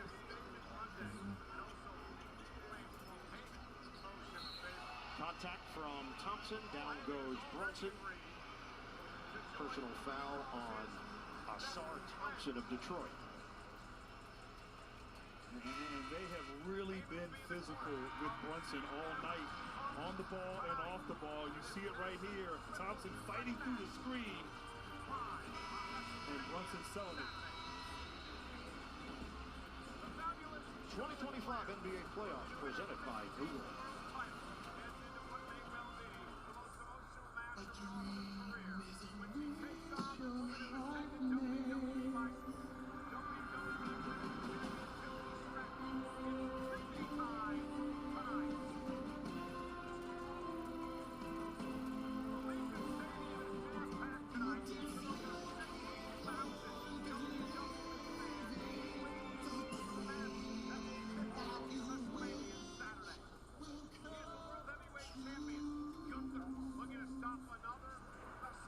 So, you do tricks? No, Richard, I'm a genius. I'm not doing tricks for you. Right. Oh, alright, fine. I'll show you one trick. Toss me your phone. Okay, here we go. NerdWallet will find the right credit card or auto insurance for you in minutes. Yep, just by answering a few simple questions. Wow, smart. Yeah, it's smart. It's genius, Richard. Genius, Richard. Nerds! One way or another, I'm gonna find you. I'm gonna get you one way or another. I'm gonna see ya. I'm gonna get you one way or another. I'm gonna find you. Oh, we're gonna meet you one way, maybe next week. When the road's out to get you, Hyundai's got you. This combo meal's got combinations. Make this thing your own creation. Entree, drink, and choice of size. Oh, and it's free to swap fries. BK, have it your way. Is Cody Rhodes gonna go heel? And by options, I mean one in every color. Get them for less with Kohl's Epic Deals, plus earn Kohl's Cash. Get spring tops, fresh towels, sandals, and more at Kohl's and Kohl's.com. And that's how you Kohl's. The NBA playoffs are here, and I'm betting rebound props on FanDuel. After all, I am the league's greatest rebounder. Ain't that right, Chuck CPT? Incorrect. Well, top 5 for sure. You are 19th on the all-time list. What about scoring? 31st and likely to be paying soon. Assists? No results found. Best TV personality? Top 1,000. What about celebrity golfer? Do you really want to know? We're everywhere. New customers bet $5 and get $250 in bonus bets if you win. FanDuel, America's #1 sports book. Want the effects of Viagra, but faster? Sparks are designed to dissolve under the tongue to hit your bloodstream faster than traditional pills, with a dual-action formula to deliver a stronger boost. Rose Sparks contains an alcohol which lasts longer in your system, so you're ready to go for up to 36 hours. I wasn't listening. I don't know what Sparks you are said. faster and stronger to work longer. Say it with me. Faster, stronger, longer. Sparks. See if Rose Sparks are right for you at rose.co/switch. Monday night at MSG, celebrities on hand. The Knicks and the Pistons, Ben Stiller, Fat Joe, Timothy Chalamet. We never got celebrities in Milwaukee. Former Ranger great Henrik Lundqvist up on Marbury in the background there. And there's Bernard King, who did a number on the Pistons back in '84 in the playoffs, and Patrick Ewing. And a lot of points scored in this building between those two. It's weird. Hey, man. Carmelo Anthony. Time for him to chat. 6.5 to go in the third. Here at MSG with the Pistons leading at 64-53. Brunson put it up high. Knocked out of there by Towns, but right to Cunningham. That's saucy! Cade Cunningham! Razzle-dazzle jam! Wow. That was smooth, too, the behind the back. Right now, I think that length giving trouble to Brunson as he drives on his penetration opportunities. Brunson misses on the floater, battles for the loose ball, and it's claimed by Detroit. Stepping in front is Hart. Feed it, Brunson. Fake on a three. He got Reed to commit. Knocked away. Brunson trying to dig it out. Fight for it. Thompson with Towns getting his hands on it. Man, they are allowing them to battle time and time again, and the Pistons get a timeout. It's like a vintage Eastern Conference playoff match. From which era? What year is it? Timeout. AT&T has a new guarantee, because not everything in life is guaranteed.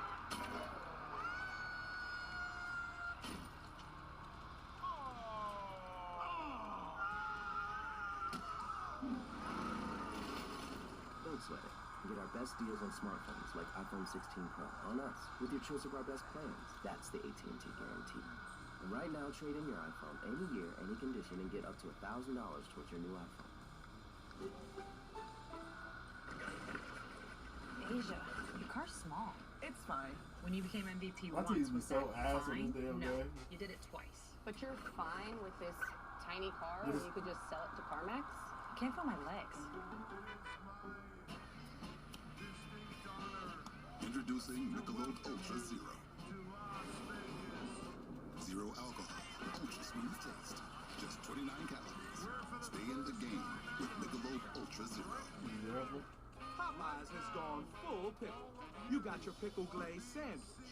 You got your fried pickles. Pickle glazed wings and what? Pickle lemonade? Where my pickle people at? Love that pickle from Popeyes. Ooh, I don't think they take that here. Of course they take Discover. Stuck in the past, baby. You're the one who owns 13 pairs of parachute pants? And these are my 14th. Discover is accepted at 99% of places nationwide.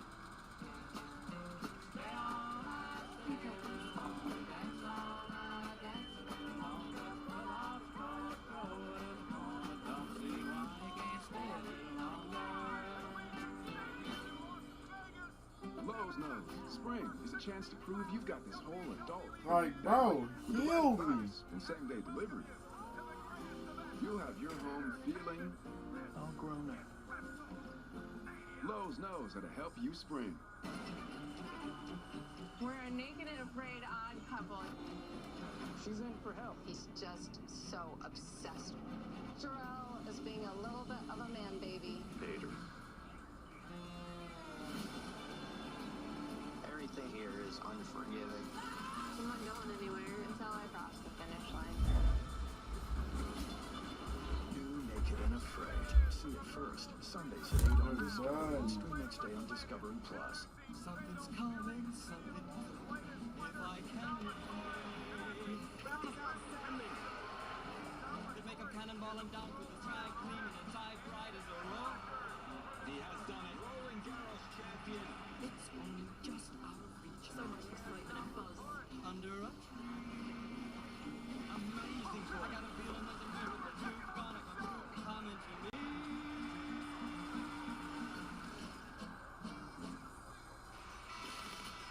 Well, we saw Bernard King. Let's take it back.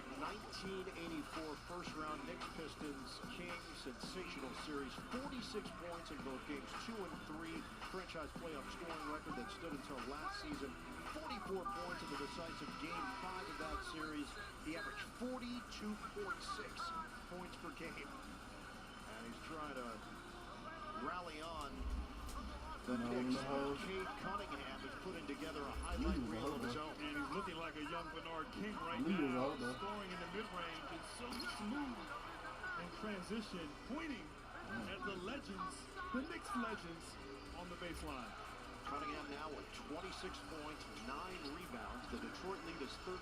Beasley misses on a 3-ball and died at the rim. No field goals for the Knicks over the last 4.5 minutes. Yeah, 1 for 10 in the third quarter. Just 1 offensive rebound. Nothing going their way on the offensive end. And Towns missing point blank at the rim. Nothing is working right now for New York. They are 1 of 11 in the quarter. Cunningham directing traffic, screen from Harris. Cunningham circles, leaves it. Reed, layup, goes. And Cunningham just making all the right decisions, the right reads against the defense, whether scoring or finding the open teammate. 11-0 run as Thompson picks up the foul for Detroit. And he's picking the bench to review this right here, as he's, well, most guys when they get called for a foul. I mean, that's become the universal reaction. Just make the swirly motion. You look over to your coach, and then the coach stares back at you. Then he looks at the back row. It's a lot of pressure on the back row on the bench. And they are now telling J.B. Bickerstaff they want to challenge it.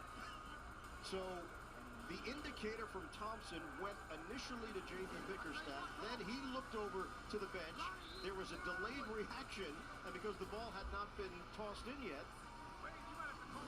they'll challenge it. So in other words, Bickerstaff not trusting his teammate or his guy, but trusting his bench more so than trusting Thompson. Time for a visible wireless timeout. You want to piss me off. If you're looking for one-line wireless plans without hidden fees and surprise charges for just $25 a month, Visible is for you. That's one line for one flat rate. Taxes and fees included on Verizon's 5G network. Plus, with unlimited data and hotspot, you can scroll to your heart's content. Finally, a clear choice in wireless for just $25 a month. Easy and Freddie. Your wireless should be visible. Switch at visible.com. Everybody was curious how the Pistons would handle themselves in Game 2 after what happened in the fourth quarter of Game 1. You could tell very early that Detroit fully engaged, not intimidated in the least bit. Yeah, and what's been impressive with this team tonight, but also all season, the emotional maturity. The bounce back. You didn't have a great finish there Saturday in Game 1. You come out, and from the start, they were locked in. They executed offensively, sticking to the game plan from J.B. Bickerstaff. And the adjustments at halftime, much like Game 1, they've come out here and been dominant and really taken New York out of anything they're trying to do on the offensive end. So that was the call. And right away, Thompson indicated, almost pleaded with his head coach. Challenge it. Looked at all the angles. Questionable. Tomorrow? Questionable. Headset on and communicating with Secaucus, New Jersey in the replay center. He was pleading like you and I plead with Raftery. Can we leave the bar and go back to the hotel? Like yes. Thompson's arm is in an illegal position as he defends Brunson on the way down the floor. They're going to lose a challenge. Foul stands. The challenge is unsuccessful. It'll be New York ball. In the backcourt, Detroit has no further challenges. So after all of that, it's a loss. It's a loss. Looked like right there, Brunson might have grabbed his arm, hooked his arm. That's what Thompson was arguing. The officials thought differently. Please, Raf, can we leave? You can't. Have you been out with a man? Oh, my liver is detoxing after a month with Raf. 68-53. The Pistons in front. So the foul against Thompson. Knicks trying to find something here in the third quarter. Anunoby, the fake, and the floater. And maybe their best possession this quarter. The ball went side to side. You got that defense to shift. And Anunoby with the high, efficient field goal attempt there in the paint. Just 6 points for OG Anunoby. Knocked away by Bridges. Beasley retrieves it. Two-man action with Duran. Now a switch to the big. Beasley. Got a jump shot. Overcooked it. Knocked out of bounds off of Harris. How about that inside? Harris and Duran against Josh Hart at 6'4". And Josh able to get his hand on that rebound attempt and deflect it off of Harris. 68-55. Pistons in front. Anunoby, he made an adjustment to pass it to Robinson, and he knocks it out of bounds. And he should have committed to the shot. Robinson was anticipating Anunoby's shooting, was not looking, and a missed opportunity for New York. We are under 4 minutes to go in the third. 13th Knick turnover. Give and go. Schroeder stepping in front. Brunson for the steal. Brunson shovels. Bridges, they need it. They got it. A three.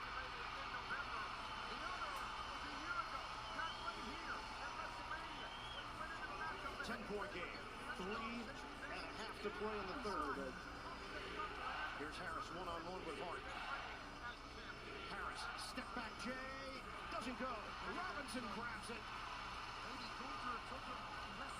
Trying to bring this back to single digits. Somehow that pass made its way to Hart. Bridges, short. And the rebound corralled by Schroeder. Get it ahead, Beasley. He beats Anunoby off the dribble, and the layup goes. And you have to respect Beasley as a shooter, but he attacked the closeout for that easy two. 70-58. Pistons. Stop and go. Brunson flips it in.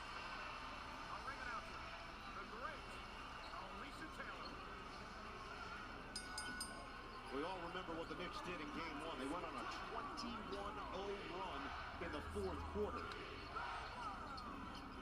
The Pistons got stuck in quicksand and then couldn't quite recover. Schroeder. It's an offensive foul. Right here, great defense. Brunson getting the steal out in transition before the Pistons defense can get set. Trusting his teammate Bridges for the three. And on the other end, attacking the closeout off the bounce. Beasley getting to the two. So, and of course, the hook on the drive. Brunson on a foul. Once again, the defense starting to ramp up here for New York late third quarter. 13 turnovers each way. We approach 2 minutes to go in the third. Brunson one-on-one with Hardaway. The jumper, no good. Duran clears it. Cunningham has been masterful. The drive, the banker goes for Cade Cunningham. We talked in the opening, he had to be aggressive and efficient. Cade Cunningham, 11 of 18 with 28 points. Also 9 boards. Anunoby lines it up. Bottom, but a foul called before the Anunoby shot as Brunson took a shove from Cunningham. Cunningham just shoved him like Mahorn used to me in practice. Just pushed him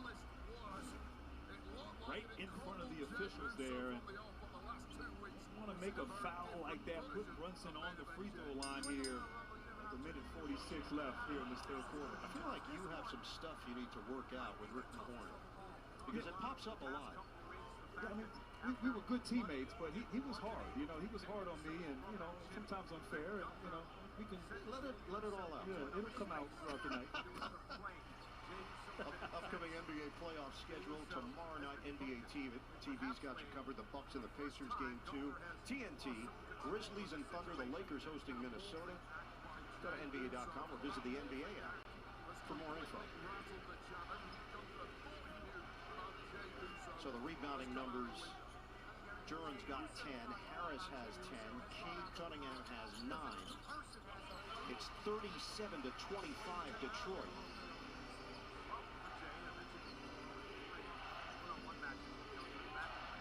It's a 10-point game. A minute 37 to go in the third. Beasley swinging. Schroeder. Fake on a three. Drive it. Teardrop for Dennis Schroeder. And a great decision there by Schroeder. Attack the closeout. But Brunson's been able to kind of be more effective here with Lasar Thompson on the bench. Brunson working with Robinson. McBride now in for New York. They try to crowd Bridges with 2. Works around Beasley. Baseline. Brunson out for McBride. Shot clock winding down. McBride. Oh, he banks it in! A 3 on a shot clock grenade.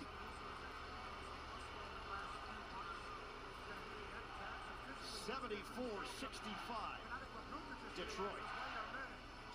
Under a minute to play in the third. Switch. Cunningham. The jump shot is off. It's an air ball.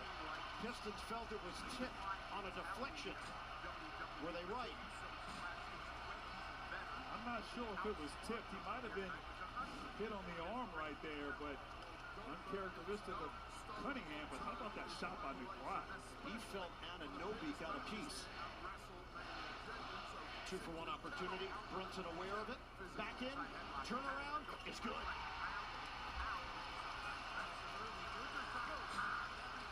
(23) for Jalen Brunson. And it's been all Jalen Brunson this quarter for the Knicks. Knicks only down 7. 7.5 second difference. Shot clock to game clock.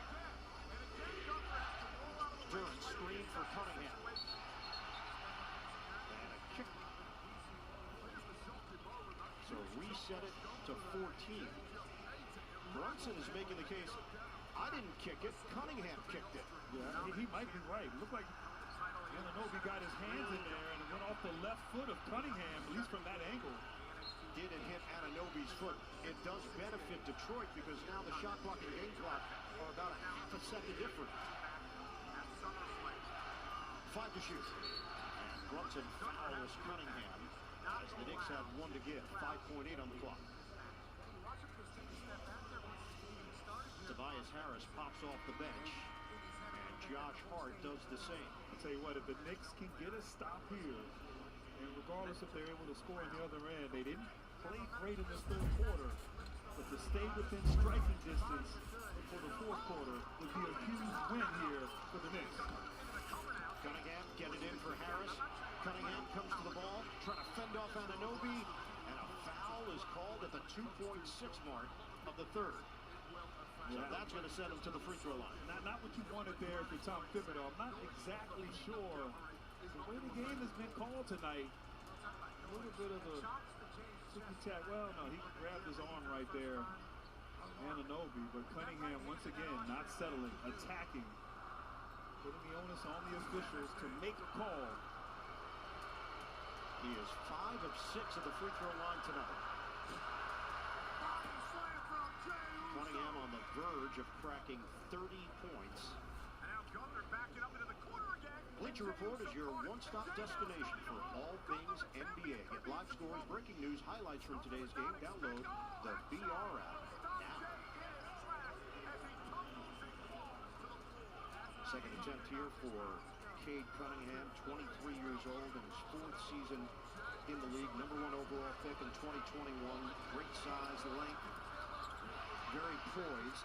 That ball knocked towards the baseline. Anunoby too late, getting that shot off that just hit the rim. End of 3. The Pistons trying to level this series at a game apiece. They've got a 75-67 lead over the New York Knicks. The fourth quarter is coming up from MSG. First round coverage on TNT is presented by NerdWallet. Hi. You might know me from my other job, but I'm a business owner too. Here at Once Upon a Farm, we chose the Capital One Venture X business card. With no preset spending limit, our purchasing power adapts to meet our business needs. Love it. And unlimited double miles means we earn more too. Sweet, right? And when we travel, we get access to over 1,000 airport lounges. I could get used to this.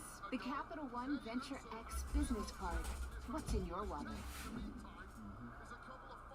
Introducing the all-new Acura ADX. Take your buzz and go, go, go, go, go. Take your buzz and go. Hey Google, turn it up. Take your buzz and go.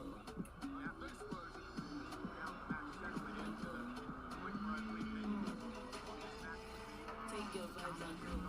The all-new Acura ADX. Crafted to match your energy. Take your buzz and go. Having insurance isn't the same as having State Farm.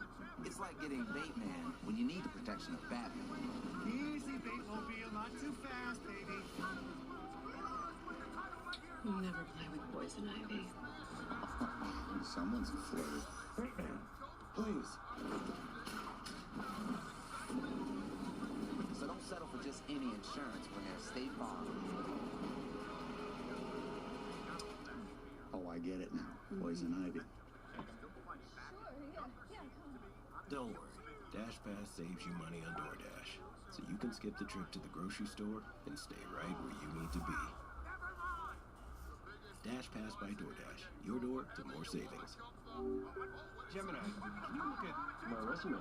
This spider? These complicated instructions? Sure, just add it and we'll talk. That's a cool sweater. Here are a few ways to dress it up. It's $10 Tuesdays at KFC. Every Tuesday, grab 8 pieces of hot, juicy Kentucky Fried Chicken for just $10. Buttermilk biscuit, that's a good deal. Get a taste of $10 Tuesday, only at KFC.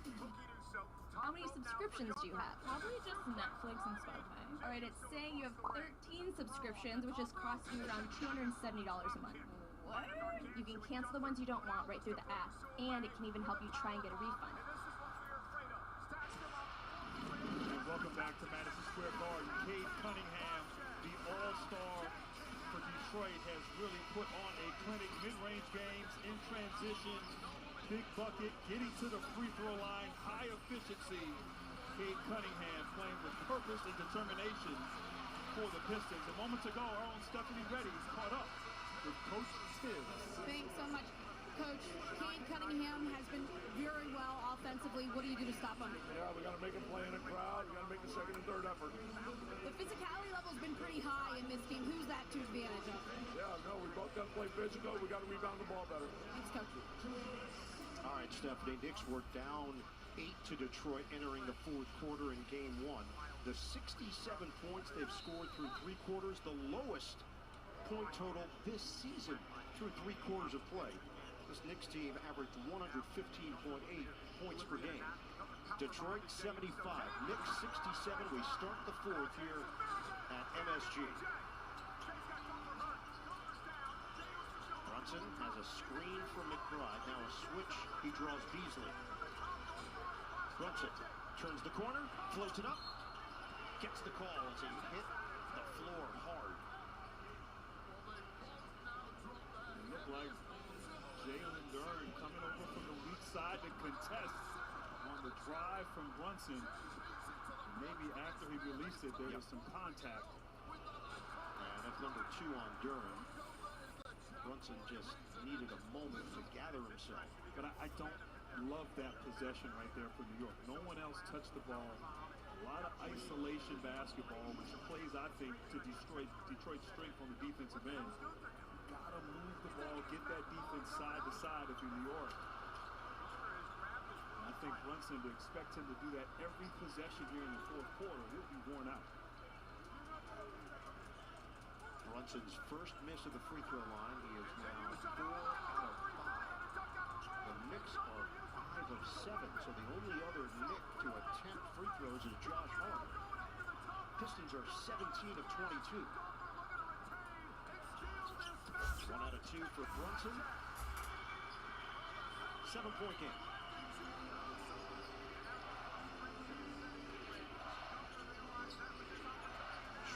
Oh shit, killed myself. Who takes the mid-range shot and nails it. And a nice 2-man game with Cunningham getting a breather here to start the fourth. You got Tobias Harris and of course Beasley capable of stepping up.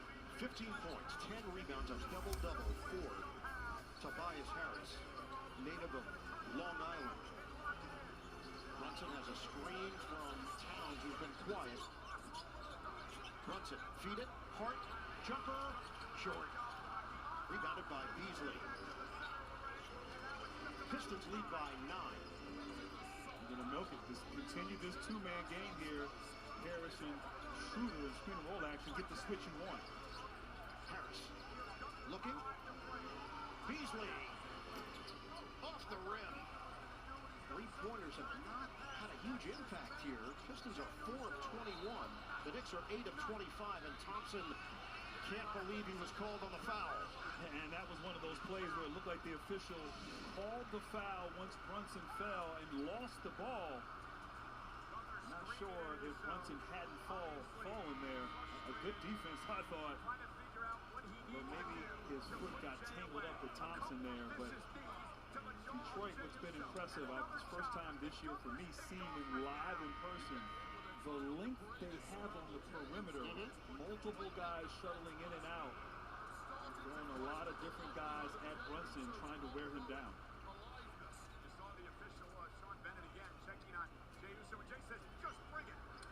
Brunson will toss it in. And Anobi replaces Robinson. Robinson since he has logged 20 minutes of action. McBride trying to get involved here. 10 to shoot. McBride, got a 3. Right there, great pull-up jump shot. J.B. Bickerstaff mad at Duren for not getting up on McBride on that last play. They tried to blitz Cunningham, who got rid of it. And now Schroeder handles it, defended by Brunson. Switch with Hart. That means Brunson is with Harris. 5 to shoot. Shot clock is winding down. Schroeder! Off the rim, backboard, and down for Dennis Schroeder. And it quiets the crowd with 9:45 to play. Brunson takes the alley, blocked by Duren. Brunson is there for the rebound. And an OB swing, McBride out for Brunson, 9 to shoot. Brunson stripped to the ball, gets it back. Brunson fighting on the inside. And a tie-up. And I'll tell you what, Ian, that was an impressive defensive possession there from the Knicks. Multiple effort. On the previous play, though, McBride one-on-one with Duren. Duren giving him too much space. McBride not known for driving to the rim. Of course, on the other end, Schroeder answering, getting the soft touch on that three-pointer. Jalen Brunson getting down and dirty. Trying to steal this. Knock away. Beasley chasing it down. Beasley accelerates and misses the jam. But he's fouled. And Ian on that jump ball right there. The great presence of mind from Dennis Schroeder to deflect the ball, tip it out, knowing that Beasley was down the court. The veteran play from the backup point guard, and a tough fall there by Beasley. Wow. Schroeder is very savvy. Tremendous vision, and recognized that if he tapped it that way, Beasley would have the best angle to get it, and it turns into 2 free throws. So he's been a great fit for this team off the bench. The NBA on TNT is brought to you by Liberty Mutual Insurance. Only pay for what you need. Let's get more from Stephanie. Hey guys, you know that there are several players that are up for end of season awards in this game. While Malik Beasley is up for 6th Man of the Year. I spoke with him about it this morning. He said he definitely had a goal to start this season. He wanted to be the most improved player, but it ended up being 6th man. He said he's really excited about it. He hopes he gets it. He understands there are other players having good seasons. He mentioned Peyton Pritchard, of course, is doing well. But he said if he has to say something for us to go from 14 wins to 44 wins, I think that right there should be the bread in the pudding. So take that for what you will, guys. And Cade Cunningham is a finalist for most improved player in that category. Shot clock is winding down. Knicks have nothing going right now. Anunoby connects. And you're right, nothing going, but Anunoby, McBride, Brunson bailing out with tough shots. Good defense, better offense. Reed hands to Schroeder. Schroeder jumper. Off the mark. Anunoby grabs it. Detroit 82, Knicks 73. Brunson back in, spin, off the drop step, bingo. Great poise and patience and footwork there on the interior for Brunson. You look at Jalen Brunson's cheeks, it looks like he's been in a fight. His left side of his face is red. Roll to the rim, Reed converts. And right now, this small lineup here, you got 4 shooters on the perimeter. Reed wide open for the easy 2. Brunson one-on-one. Reed holding from the side. Anunoby can't hit the 3. Hart trying to track it down, and he does.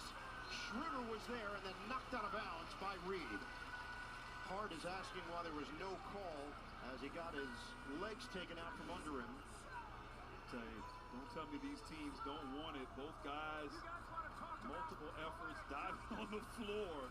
This is playoff basketball at its best.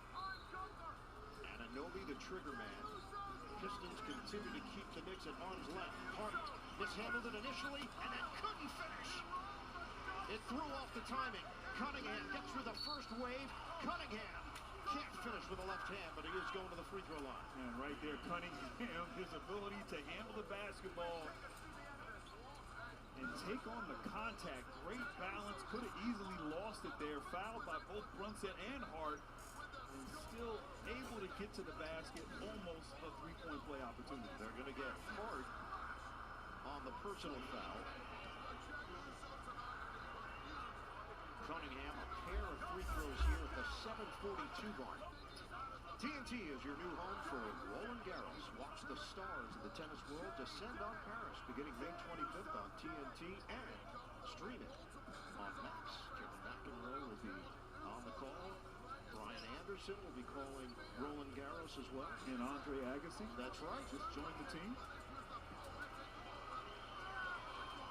It's going to be fun. Always is. Cade Cunningham, 31 points, 10 rebounds. And the Pistons now in front by 11. I'd like to see Karl Anthony Towns get him a low block. He's got Harris on him. He's spending most of his time on the perimeter, which plays to Harris's advantage. Towns, kick, McBride. Like, damn, bitch, I'm right in front of you. Karl Anthony Towns is 5 of 11 4 rebounds, has not scored in the second half. Cunningham, blocked by Towns, but somehow it's guided through by Reed. How about that extra effort? Wow. We are seeing no signs of a 21-0 run like we saw in Game 1 from New York. McBride fouled on the baseline. 6:55 remaining in the fourth. Cade Cunningham leading the way, but others contributing along the way for Detroit. Popeyes has gone full pickle. You got your pickle glazed sandwich. You got your fried pickles. Pickle glazed wings and what? Pickle lemonade? Where my pickle people at? Love that pickle from Popeyes.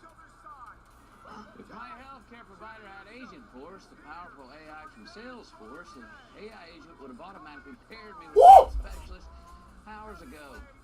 Like Woody's did. I like it here, dude. Wow, good for you. Hey, Doc. Feet in stirrups, please. Wait, why? Because you're an OBGYN. Free from the diaphragm, brother. Agent Force Hey, helps healthcare bye-bye. providers prevent medical mishaps. It's what AI is meant to be. It's gonna be cold.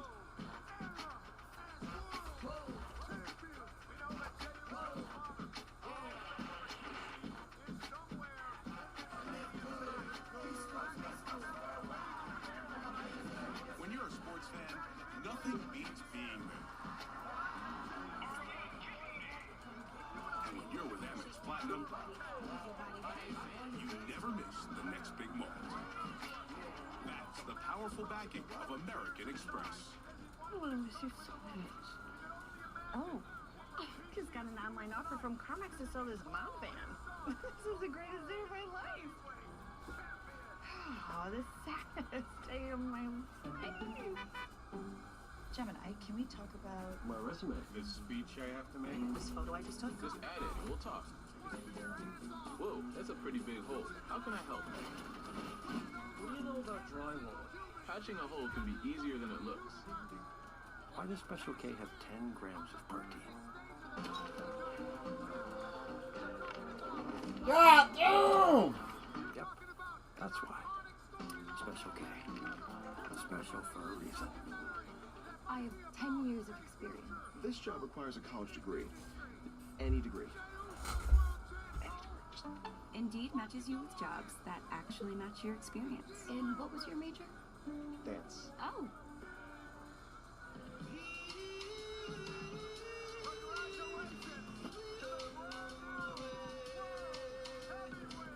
Get it before he wakes up. Get it in as fast as an hour with express delivery. Hey! There's someone at my door. Hi. You are currently being recorded.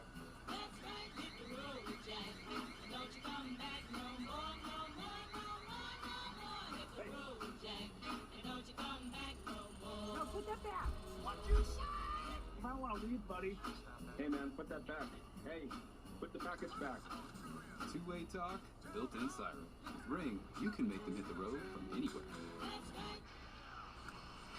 First round coverage on TNT is presented by NerdWallet. We welcome you back to the Big Apple, where Detroit's got an 88-75 lead over the New York Knicks. In Game 1, it was the 9:06 mark when the run began for New York. Brunson re-entered the game. 21-0 run. The Knicks went 9 of 11 from the field. The Pistons missed 10 shots, and the game turned. But the Pistons have shown in this Game 2 all the resistance that has been required to maintain the lead. And doing it with this very loud Knick crowd at the guard. Brunson, he nails the corner three. And I like the call from Thibodeau out of the timeout. Get Brunson moving with the pin down. Able to get free for the easy two. They're going to have to get stops here on this end, New York, and chip away at this lead. It's a 10-point game. Schroeder is fouled. So Dennis Schroeder lulling the Knicks to sleep. Third personal on Brunson.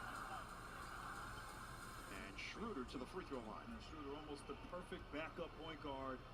And I love that J.B. Bickerstaff plays him alongside Cunningham. Great decision maker. And he's got the swagger and the confidence. Almost plays like he should be a starter. Unafraid of the matchup against Brunson. The New York starting front court just 5 points in the second half. Towns is yet to score. You see the marks on Jalen Brunson's body, and you mentioned the pinkish hue on his left cheek. You have to find some energy. You saw Cam Payne, who in game 1 was tremendous, 14 points, 11 in the fourth quarter. Only 4 minutes here tonight in this matchup. So Thibodeau going to ride his starters here these last 6 minutes, 20 seconds. Ball is made, and it will be Beasley. Beasley just said playoff basketball. He just said it 4 times. I think he said it just the 5th time. 5th time. He might say it 6. I'm going to keep an eye. No, 5. Okay, just 5. That was it. 14th foul against Detroit. Brunson gets it in for Bridges. He's defended by Thompson. High screen, Hart. Hart attacking, stumbles, foul on Duren. So that's going to put Hart to the free throw line at the 6-12 mark. And I'm not sure if Hart stumbled before the contact. Yeah, there's a little bit of contact there as Hart lost his footing. And Hart has had success a few times in this half, driving, seeking contact, and getting to the free throw line. That is the 3rd personal on Jalen Duren. It's been a quiet offensive night for Josh Hart. Just 4 points, 1 of 5 from the field. He wheels that one through. Detroit up by 11. You know, I heard that ground turkey is the healthiest poultry. New York Knicks, Eastern Conference semifinals each of the last 2 years. They have not been to the conference finals since 2000.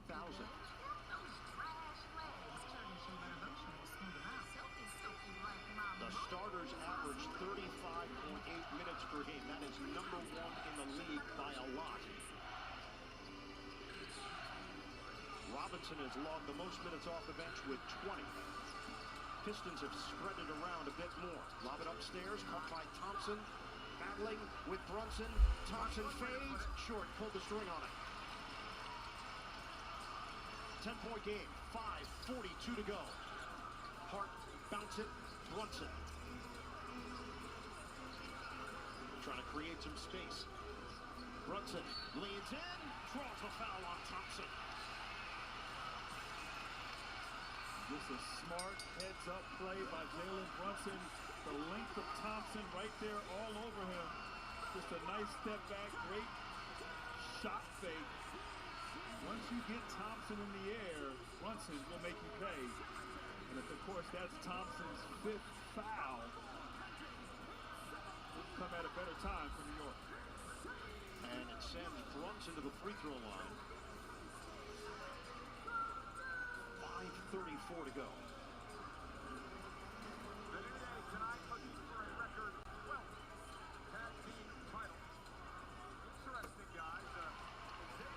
And I'm just looking at the board here. That is 6 on Thompson. He has hit the quota. Oh, they were late to update on the box score here courtside. I stand corrected. And certainly a big loss. Thompson has harassed Brunson all night. Once again, everything's been a struggle offensively this second half for the Knicks. 2 out of 2 for Brunson. 31 points. 90-82 Detroit. We're down to 5:25 to play in the 4th. Anunoby gets in the face of Cunningham. Beasley gives up his dribble. Schroeder back out for Beasley. Pump fake with 5. Duren leaves it for Beasley. Lets it fly. Offensive foul. Jalen Duren shifted the body. And they like that. Duren's so good with the dribble handoff, setting a screen. But Bridges tried to run right through the screen. And made the officials make the call. It looked like their Duran turned a little bit, didn't need to turn. And that little turn with the right shoulder led to that offensive foul. Brunson comes to the ball. We're going to hit 5 minutes to play in the fourth. Brunson makes his move. Flips it in. Not a complete unknown. Jalen Brunson. 90-84 Detroit. Beasley bounce. Duran in a crowd, and he's hacked. It's going to be the 4th team foul on Tom Thibodeau's team. And smart right there. Duran right at the paint. Foul him before he could gather. Right now the Knicks finding some life and some momentum here in Detroit. Only up 6 now after controlling the second half. It'll be a repeat of Saturday. We'll see here. But can they keep their composure as the Knicks are finding some rhythm? And what did J.B. Bickerstaff talk about as Brunson just went through the tunnel? He talked about the learning experience that they could gain from game 1. McBride is in. Brunson is out at the 4:38 mark. Cunningham one-on-one with Anunoby. Crosses. Backs in. Cunningham. He's whooping my fucking ass. And Hart's got the rebound. Anunoby and Cunningham go down. Foul is called. A great defensive possession there by Anunoby, taking the challenge as Hart and Schroeder now get into it. Schroeder thought Hart threw the ball at him. It was actually the official who tossed it. And we talked earlier, playing physical, but keeping your emotions if you're Detroit. You saw Cunningham, I think, frustrated, thought he got fouled maybe on this play. Able somehow to get the ball out, but then getting tangled up with Anunoby now leads to a free throw. Maintaining your composure for this young team a must. That is 3 on Cade Cunningham. It sends OG Anunoby to the free throw line for his first attempts of the night.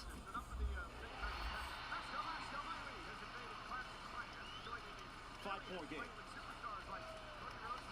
We got a timeout. The Knicks are on a 7-0 run. A second free throw coming. When we come back, the Garden is rocking once again.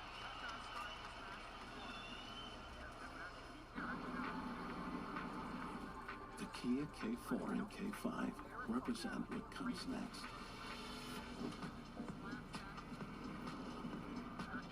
The next movement for innovation. And the next movement for acceleration. The Kia K4 and K5. Get 2.9% APR for up to 48 months when you purchase a new 2025 K4 or 2025 K5. Congratulations.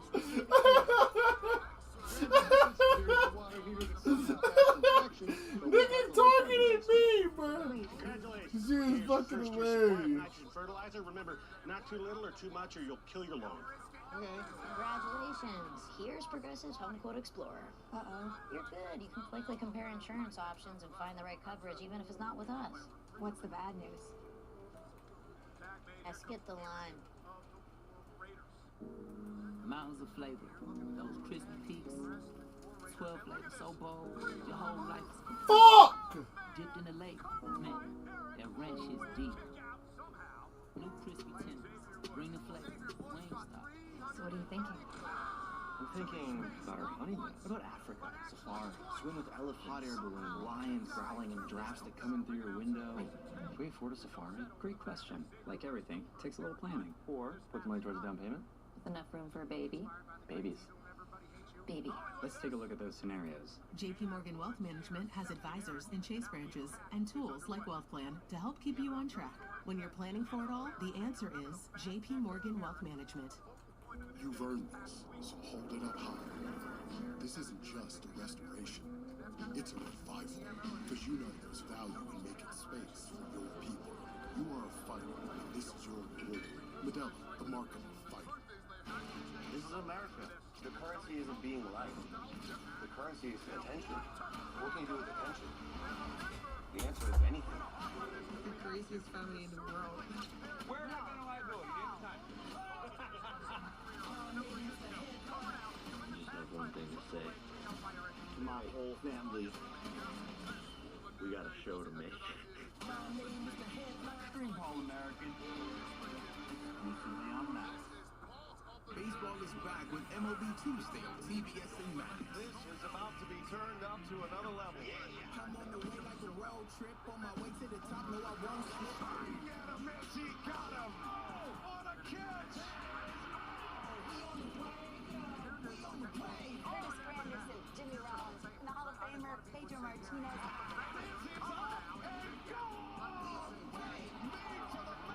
TBS Tuesday on the way. Let's go. Break presented by PayPal coming up. Second half of our playoff doubleheader. The Clippers and Nuggets, Kawhi and Jokic. Denver up 1-0 in the series. Keep it here on TNT. Jalen Brunson is back. 4:27 to play in the fourth quarter. And he did the same thing in game one. Went to the locker room in the fourth quarter, came back, and the Knicks found a way to win. Will history repeat itself? Tom Thibodeau was asked about it. He said, yeah, he went to get his cape. Well, right now for Detroit, this is a test. Closing out games, the hardest thing to learn for a young team in the playoffs. Can they pass this test? Cunningham drives. Cunningham is fouled. 2 free throws for Cade Cunningham. The Knicks are over the limit. 4:17 to play. And a smart play right there by Cade Cunningham. Put your head down, drive to the rim. Was able to absorb the contact from Towns. Maybe a little frustrated. Thought he was fouled on that previous play against Anunoby. But a nice play out of the timeout from J.B. Bickerstaff. That is 4 fouls on Towns. Cunningham is now 9 of 11 at the line. And the Detroit lead is 5. Pistons first team in NBA history to triple its win total from the previous season.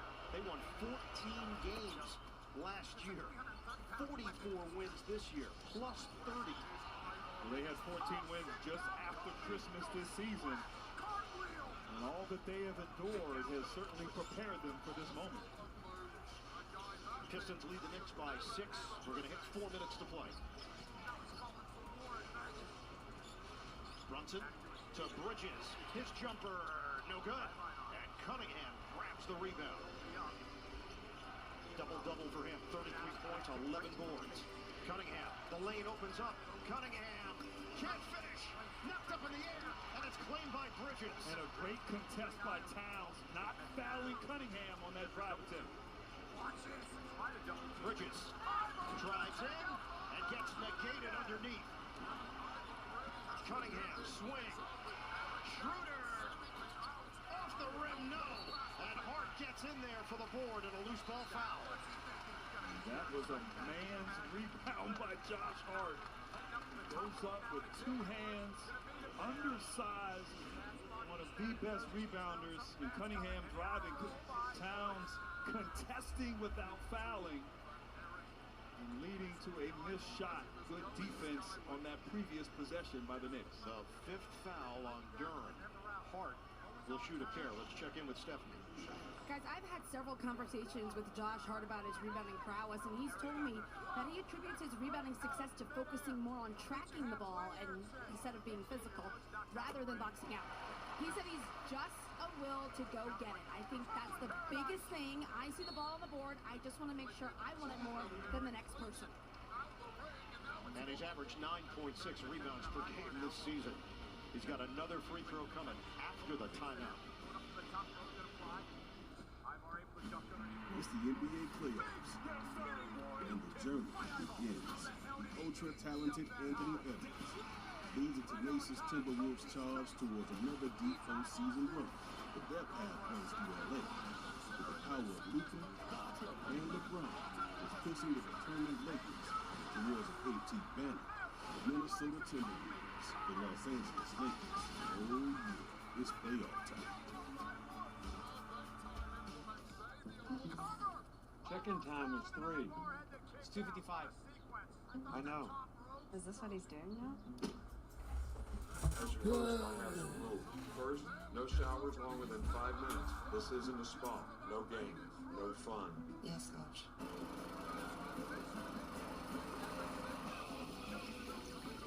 Meanwhile, at a Verbo, when other vacation rentals make you share your turf with a host, try one you have all to yourself.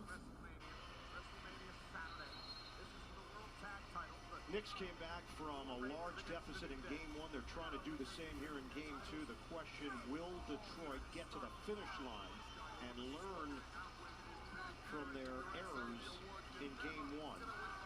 J.B. Bickerstaff talked about staying positive. There were so many good things that he saw from Game 1. It's a new experience for a bunch of the young guys. Well, now they've got a game under their belt. This is Game 2 and a similar set of circumstances. And this is exactly what you want right here. You want to be tested again. Certainly, for J.B. Bickerstaff, want to pass that test. The Knicks have not played their great basketball, but they are right here, only down 4. Pistons have really struggled from three-point territory. 5 of 24. That's 21%. Beasley. Rims it. Towns couldn't grab it, and he saves it before it hits the baseline. Bridges, pull up, off the mark. And the box out by Duran, who's playing with 5 fouls. Cunningham with a head of steam. Held off by Brunson. Under 3 minutes to go. You got Brunson guarding Cunningham. Do they recognize the mismatch? Schroeder to Cunningham. Shot clock winding down. Cunningham kicked through the hands of Harris. They're going to run out of time. Shot clock violation. Well, there's a double team on the baseline. They brought Towns over from the weak side. I think his length caused Cunningham to not throw a clean pass to Harris, who couldn't handle it. And another opportunity here for the Knicks. 15th Detroit turnover. Brunson drives. Brunson fades. Bullseye. 2-point game. 12-2 run.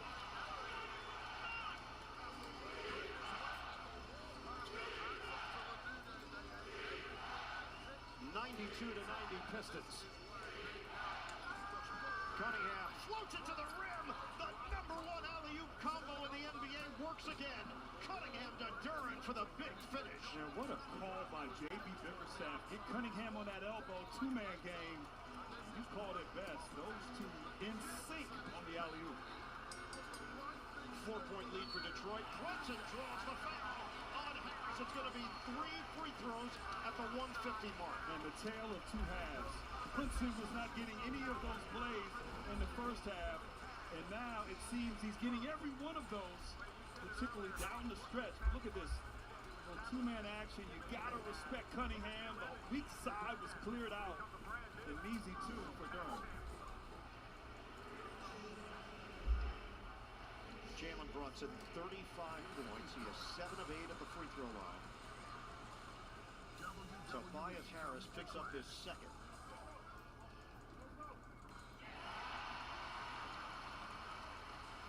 Three-point game. And Tibbs might be right. He might have gone back to get his cake again.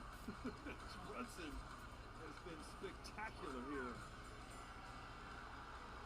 Also has 6 assists. He has logged 42 minutes. He has played more minutes than anybody else tonight between these two teams. 12 points in the fourth quarter. One more free throw coming for Jalen Brunson. Applying more pressure on the Pistons. Right now for New York, you have to assume whether Brunson makes or misses this. Defensively, Cunningham will have the ball in his hands. How do you defend him? Oh! Missed the third attempt, so it's a 2-point game. Going to run that same play, Detroit. We're down to 1:39 to go. Schroeder backs it out. Peeks at the clock. 7 on the 24. Schroeder bounces. Duran trying to attack. He put it down low, and it's taken away. And great hands by Anunoby helping on that drive by Duran. Brunson handles it. It's a two-point game. Brunson one-on-one with Schroeder. Brunson drive. Dish. Hearts open. He throws it down. Tie game.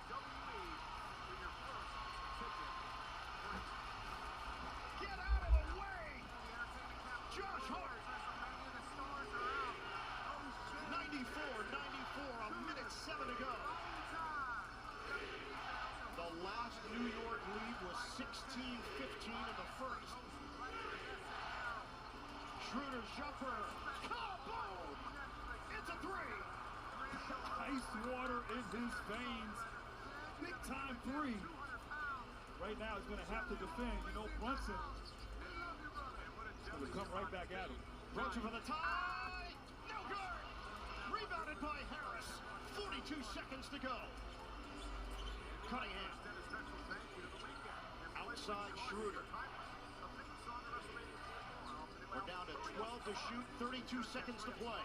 Cunningham, contact, Schroeder, fake it, swing it, corner, Beasley, off the side of the rim. Bridges gets it ahead. Shot clock and game clock are all lined up. Two doesn't hurt right now if you're Detroit. Brunson drives. Brunson dish. Bridges for the tie. Short. Knocked over to Duran. 9 seconds left. And he's fouled Schroeder with 8.1. Knicks had chances, could not cash in. And now Dennis Schroeder heads to the free throw line. Yeah, Bridges wide open there on that three-point attempt. 3 for 11 tonight from the three-point line. And how about this three right here? The Knicks tied it up, chipped away at the lead, and Schroeder down the stretch, whether assisting, scoring, the ball in his hands. And right here, this could make it a two-possession game. Jordan. Second attempt for Schroeder. Knicks have 2 timeouts remaining. 8.1 on the clock. First miss at the line tonight for Dennis Schroeder. He's now 4 out of 5. Right now it looks like Thibodeau's going to check Mitchell Robinson into the game. Now 2 bigs to maybe rebound the potential miss. You have to assume as Brunson goes out, they will call a timeout. And it also gives a chance to ice Schroeder a little bit more after that missed free throw. Big one here for Dennis Schroeder. 2-possession game. 98-94, 8.1 on the clock. Schroeder's got 20 points. Pistons trying to bounce back with a huge playoff win.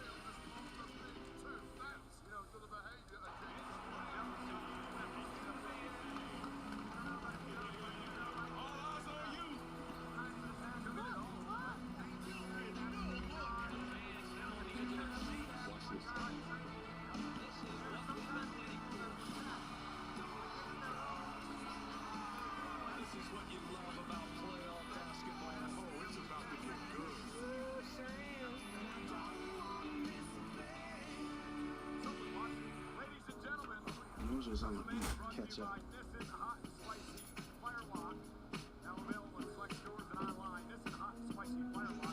Okay, Hyundai.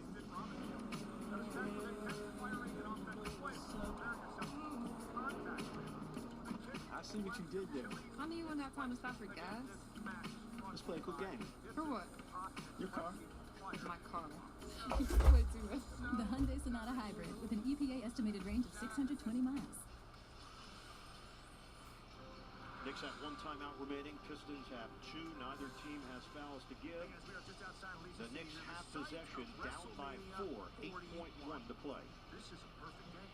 Sunny skies. The size and length of the Pistons has given the Knicks serious problems. Just look at the rebounding numbers. 47 to 34, and collapsing around the rim, making those shots more difficult.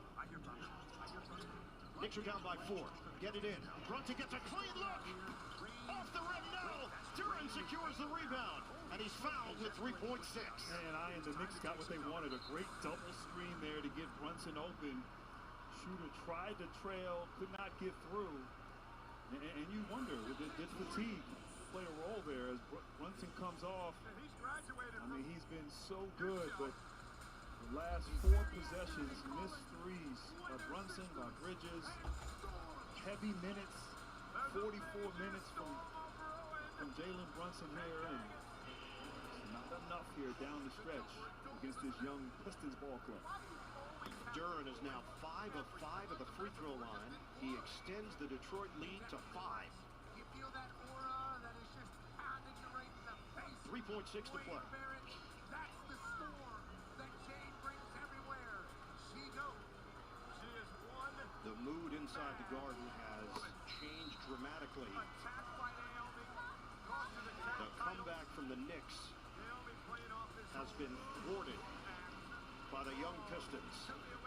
3.6 left in game 2.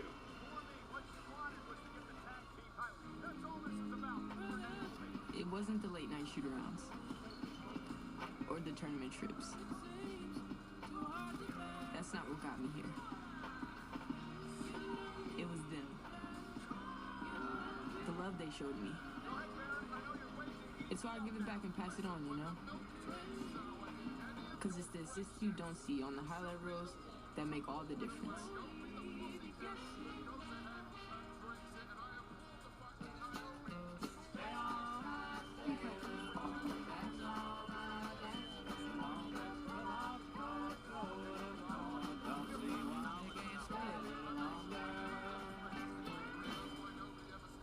It's usually just one person trying on shoes. Discover doubles your cash back at the end of your first year, so I'm going to use mine to get something from my beautiful stunt double, Eileen. You earn, we match. Wow. Discover Cashback Match. We'll take them. Clippers and Nuggets. Game 2 of that series is underway on NBA TV. We'll be going right to the action here on TNT as soon as we're done here. 3.6 on the clock. Detroit 100, the Knicks 94. Brunson gets it in, caught by Towns. Brunson will fire, and that's it. The Pistons end the longest losing streak in NBA playoff history. They win their first postseason game since 2008.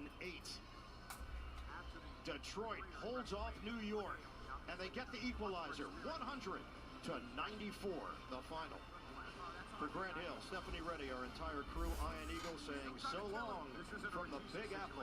Let's send it to Denver, the Clippers and the Nuggets. Ryan Anderson, Stan Van Gundy, Lauren Jabara.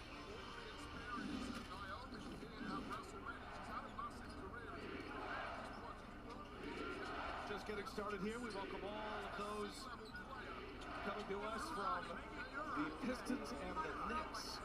What a game that was. And we are just underway here in Denver. Ryan Anderson with Stan Van Gundy and Lauren Jabara. Denver winning game 1 Saturday. This is the 4-5 matchup in the West. And Jokic puts the Nuggets on the board. First three-pointer. I mean, this guy's unbelievable. I mean, his versatility. Great low post player, outstanding passer, can lead the fast break, and he's shooting threes at over 40%. That guy's not bad either, Kawhi Leonard. How about this game? We're going to look back in 10, 20 years and look at some of the all-time great players matching up with this one as Kawhi Leonard puts the claw on Gordon. That's going to be a jump ball. He's not as great defensively as he once was, but he is still very good. He's got the wingspan, and he's got that claw, and he shuts down Gordon to force the jump. I know the Nuggets wanted a foul there, but the replay, I think, was pretty clear. Clean blocked by Kawhi Leonard. Overtime win for the Nuggets in game 1 on Saturday night. 112-110 was the final. They'll get 2 days off before they play again. They don't play again until Thursday night for game 3 in LA and into a dome. And you know that place is going to be cooking as well. Great strip there by Chris Dunn. Helping in the gap, 4th in the league in steals. Keep an eye on Michael Porter Jr.'s body language here early. He was rendered off the floor late in the game in game 1. Didn't play in the OT. Here's Powell. That's the guy who said, I got to get going. Powell had a terrific year. Was having an all-star caliber year until he got hurt. 2 separate trips to the injured list with a hamstring injury. Jokic leaves it for Brown. He is fouled. And free throws for Christian Brown. Well, we talked about Jokic's versatility. They're running pick and roll with Jokic handling the ball. Your center, we've seen him shoot 2 threes. He's a low post guy. Oh yeah, we'll run pick and rolls with him handling the ball, and he gets downhill and then makes a nice dish. The point center, and he's more than qualified as Brown misses the first foul shot. Brown's had a career year himself, and he lays all of the credit to Jokic and Murray, especially Jokic for helping him get into the right spots, and his minutes are attached mostly to Jokic. And like Jokic, he's got a heavy plus-minus on the plus side this year, as Brown hits 1 out of 2, ties us at 4. Well, I think he went to the coaches, Brown, and said, when you take Jokic out, take me out. And we see the Nuggets, they played a lot of this the other night. They're going to go zone. They like to do it after free throws and timeouts. Clippers like to still run their pick and roll with Harden. Once again, calling Powell's number, and he missed it. And there is Porter with the rebound. Missed it, Porter inside. Again, Kawhi Leonard defending. Back up the floor. Leonard's going to stop and pop a 3. Kawhi nails a triple. Leonard, 33 years of age, had 7 turnovers in game 1 as Murray goes strong with a left hand. See, Murray's got the sleeves on. He's been a little bit under the weather. That's not a normal look for Jamal Murray. He is trying to find his wind wherever he can. Brown with a steal. Brown running with Porter. Brown leaves it for Porter, who puts it in. Denver in transition. Well, and that was a story the other night, right? 29 points off of 20 Clipper turnovers for the Nuggets. Clippers have done a great job over the last quarter of the season, cutting their turnovers down. Powell drives. Powell was looking for a foul. None called. Here comes Porter. Murray sets up for 3. Cash.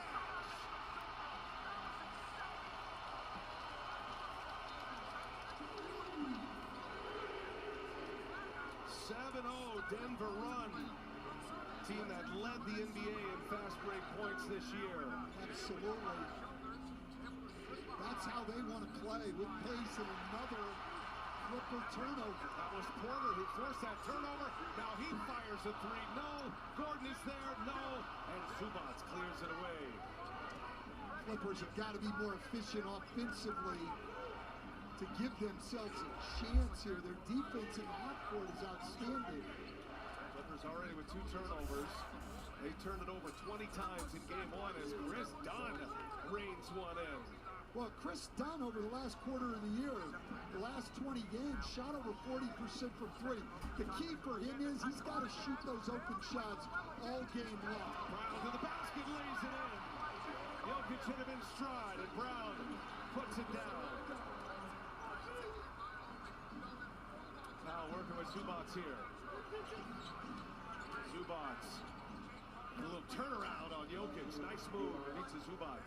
We got off to a great start in game 1, and he's gone right at Jokic in the post here twice to start this game. I see Jeff Van Gundy over there already in a stance. He did everything but slap the floor. Murray, no look. Jokic finds Gordon in the corner. That's his spot, and another 3 is good. Well, the author of the Clipper defense has seen a 3-point barrage here by Denver. Well, Denver last in the league in 3-point attempts. Clippers next to last, but both of these teams in the top 7 in 3-point percentage. Powell's missed his first 3 shots. Making his first 4 shots, his first 2 threes. That is a major watch tonight with Powell, and he forces a turnover. Nice play. Powell on the run. And Murray ties him up. That's going to be a jump ball. What a play by Jamal Murray. Woo, what a start here. We go to our first timeout. Shot out of a cannon tonight. Excellent defense by Murray. 4-point Denver lead when we come back.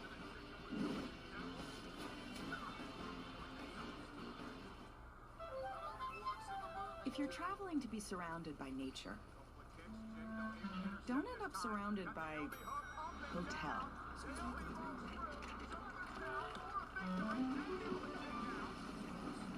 Get an Airbnb and go where hotels can't.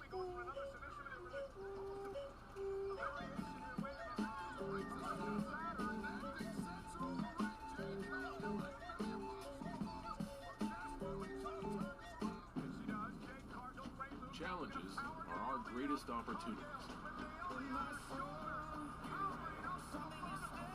When we take them on, we make our most extraordinary dreams real. Introducing the most capable Honda we've ever dreamt of. The all-new Passport Trail Sport. Built for limitless determination. Gemini, can you look at my resume? This spider? These complicated instructions?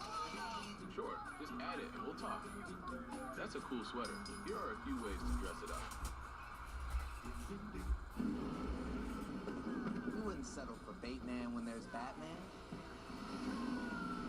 Come on, Batemobile, don't die on me now. So don't settle for just any insurance when there's State Farm.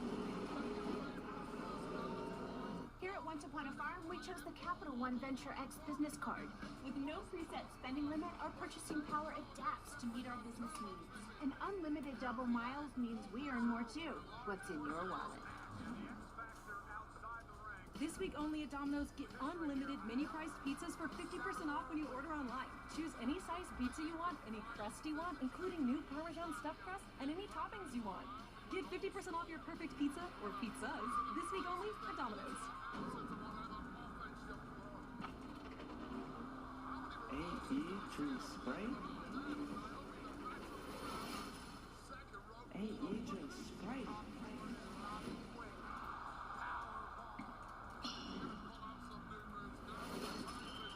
You want to hoop like Anthony Edwards? Practice. You want a refreshing drink? Obey your thirst. Man, I tried to tell him, man. Oh, I know. Sprite, obey your thirst. What did you do? I saved her.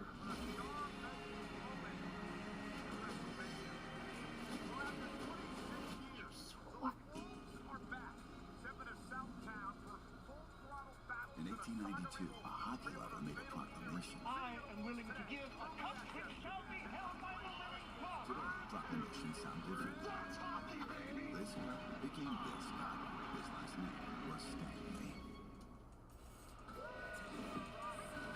Welcome back to the very loud Ball Arena. Now Jamal Murray raises the stakes when it comes to the playoffs. He's averaging 24.1 points per game in the playoffs compared to 18 during the regular season. I talked to David Adelman and said how important was it that he played those last 2 regular season games after missing the previous 6 with that right hamstring injury. And he told me getting Jamal into a rhythm before the playoffs was huge. The week before game 1 was tricky because some guys needed rest, but Jamal, he wanted to practice. So we had to balance things, keeping the pace going for him while managing guys like Aaron and Nicola's minutes. But by Saturday, everyone was ready. And he said Jamal looked good to me in game 1. He missed a few shots that he usually hits early, but they were the right looks. If he keeps getting those and the team start blitzing him, that just opens things up for us to play team basketball and attack guys. But it is Jamal in the postseason. We're used to seeing it. You know he's going to bring it tonight, even on the...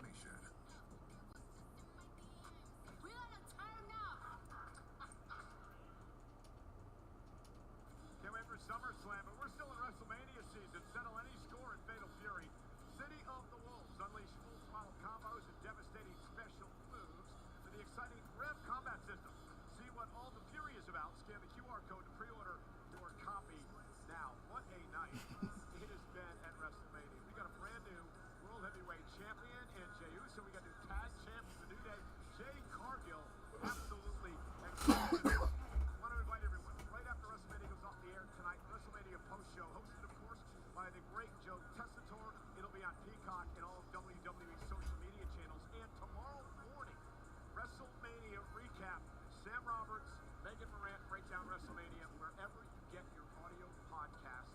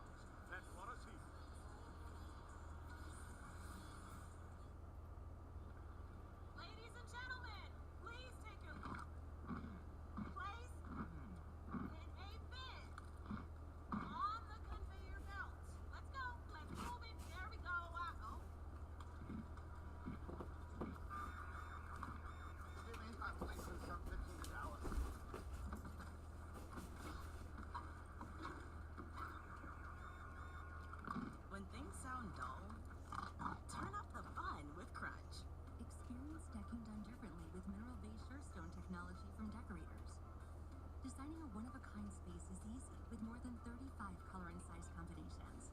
Plus, our water-resistant decking stays cooler in sunlight while providing up to 34% better traction than other leading brands. And since Surestone technology is made with crushed stone instead of wood fibers, it's durable. So durable, it's backed by our 50-year structural limited warranty. The numbers don't lie. See for yourself at decorators.com.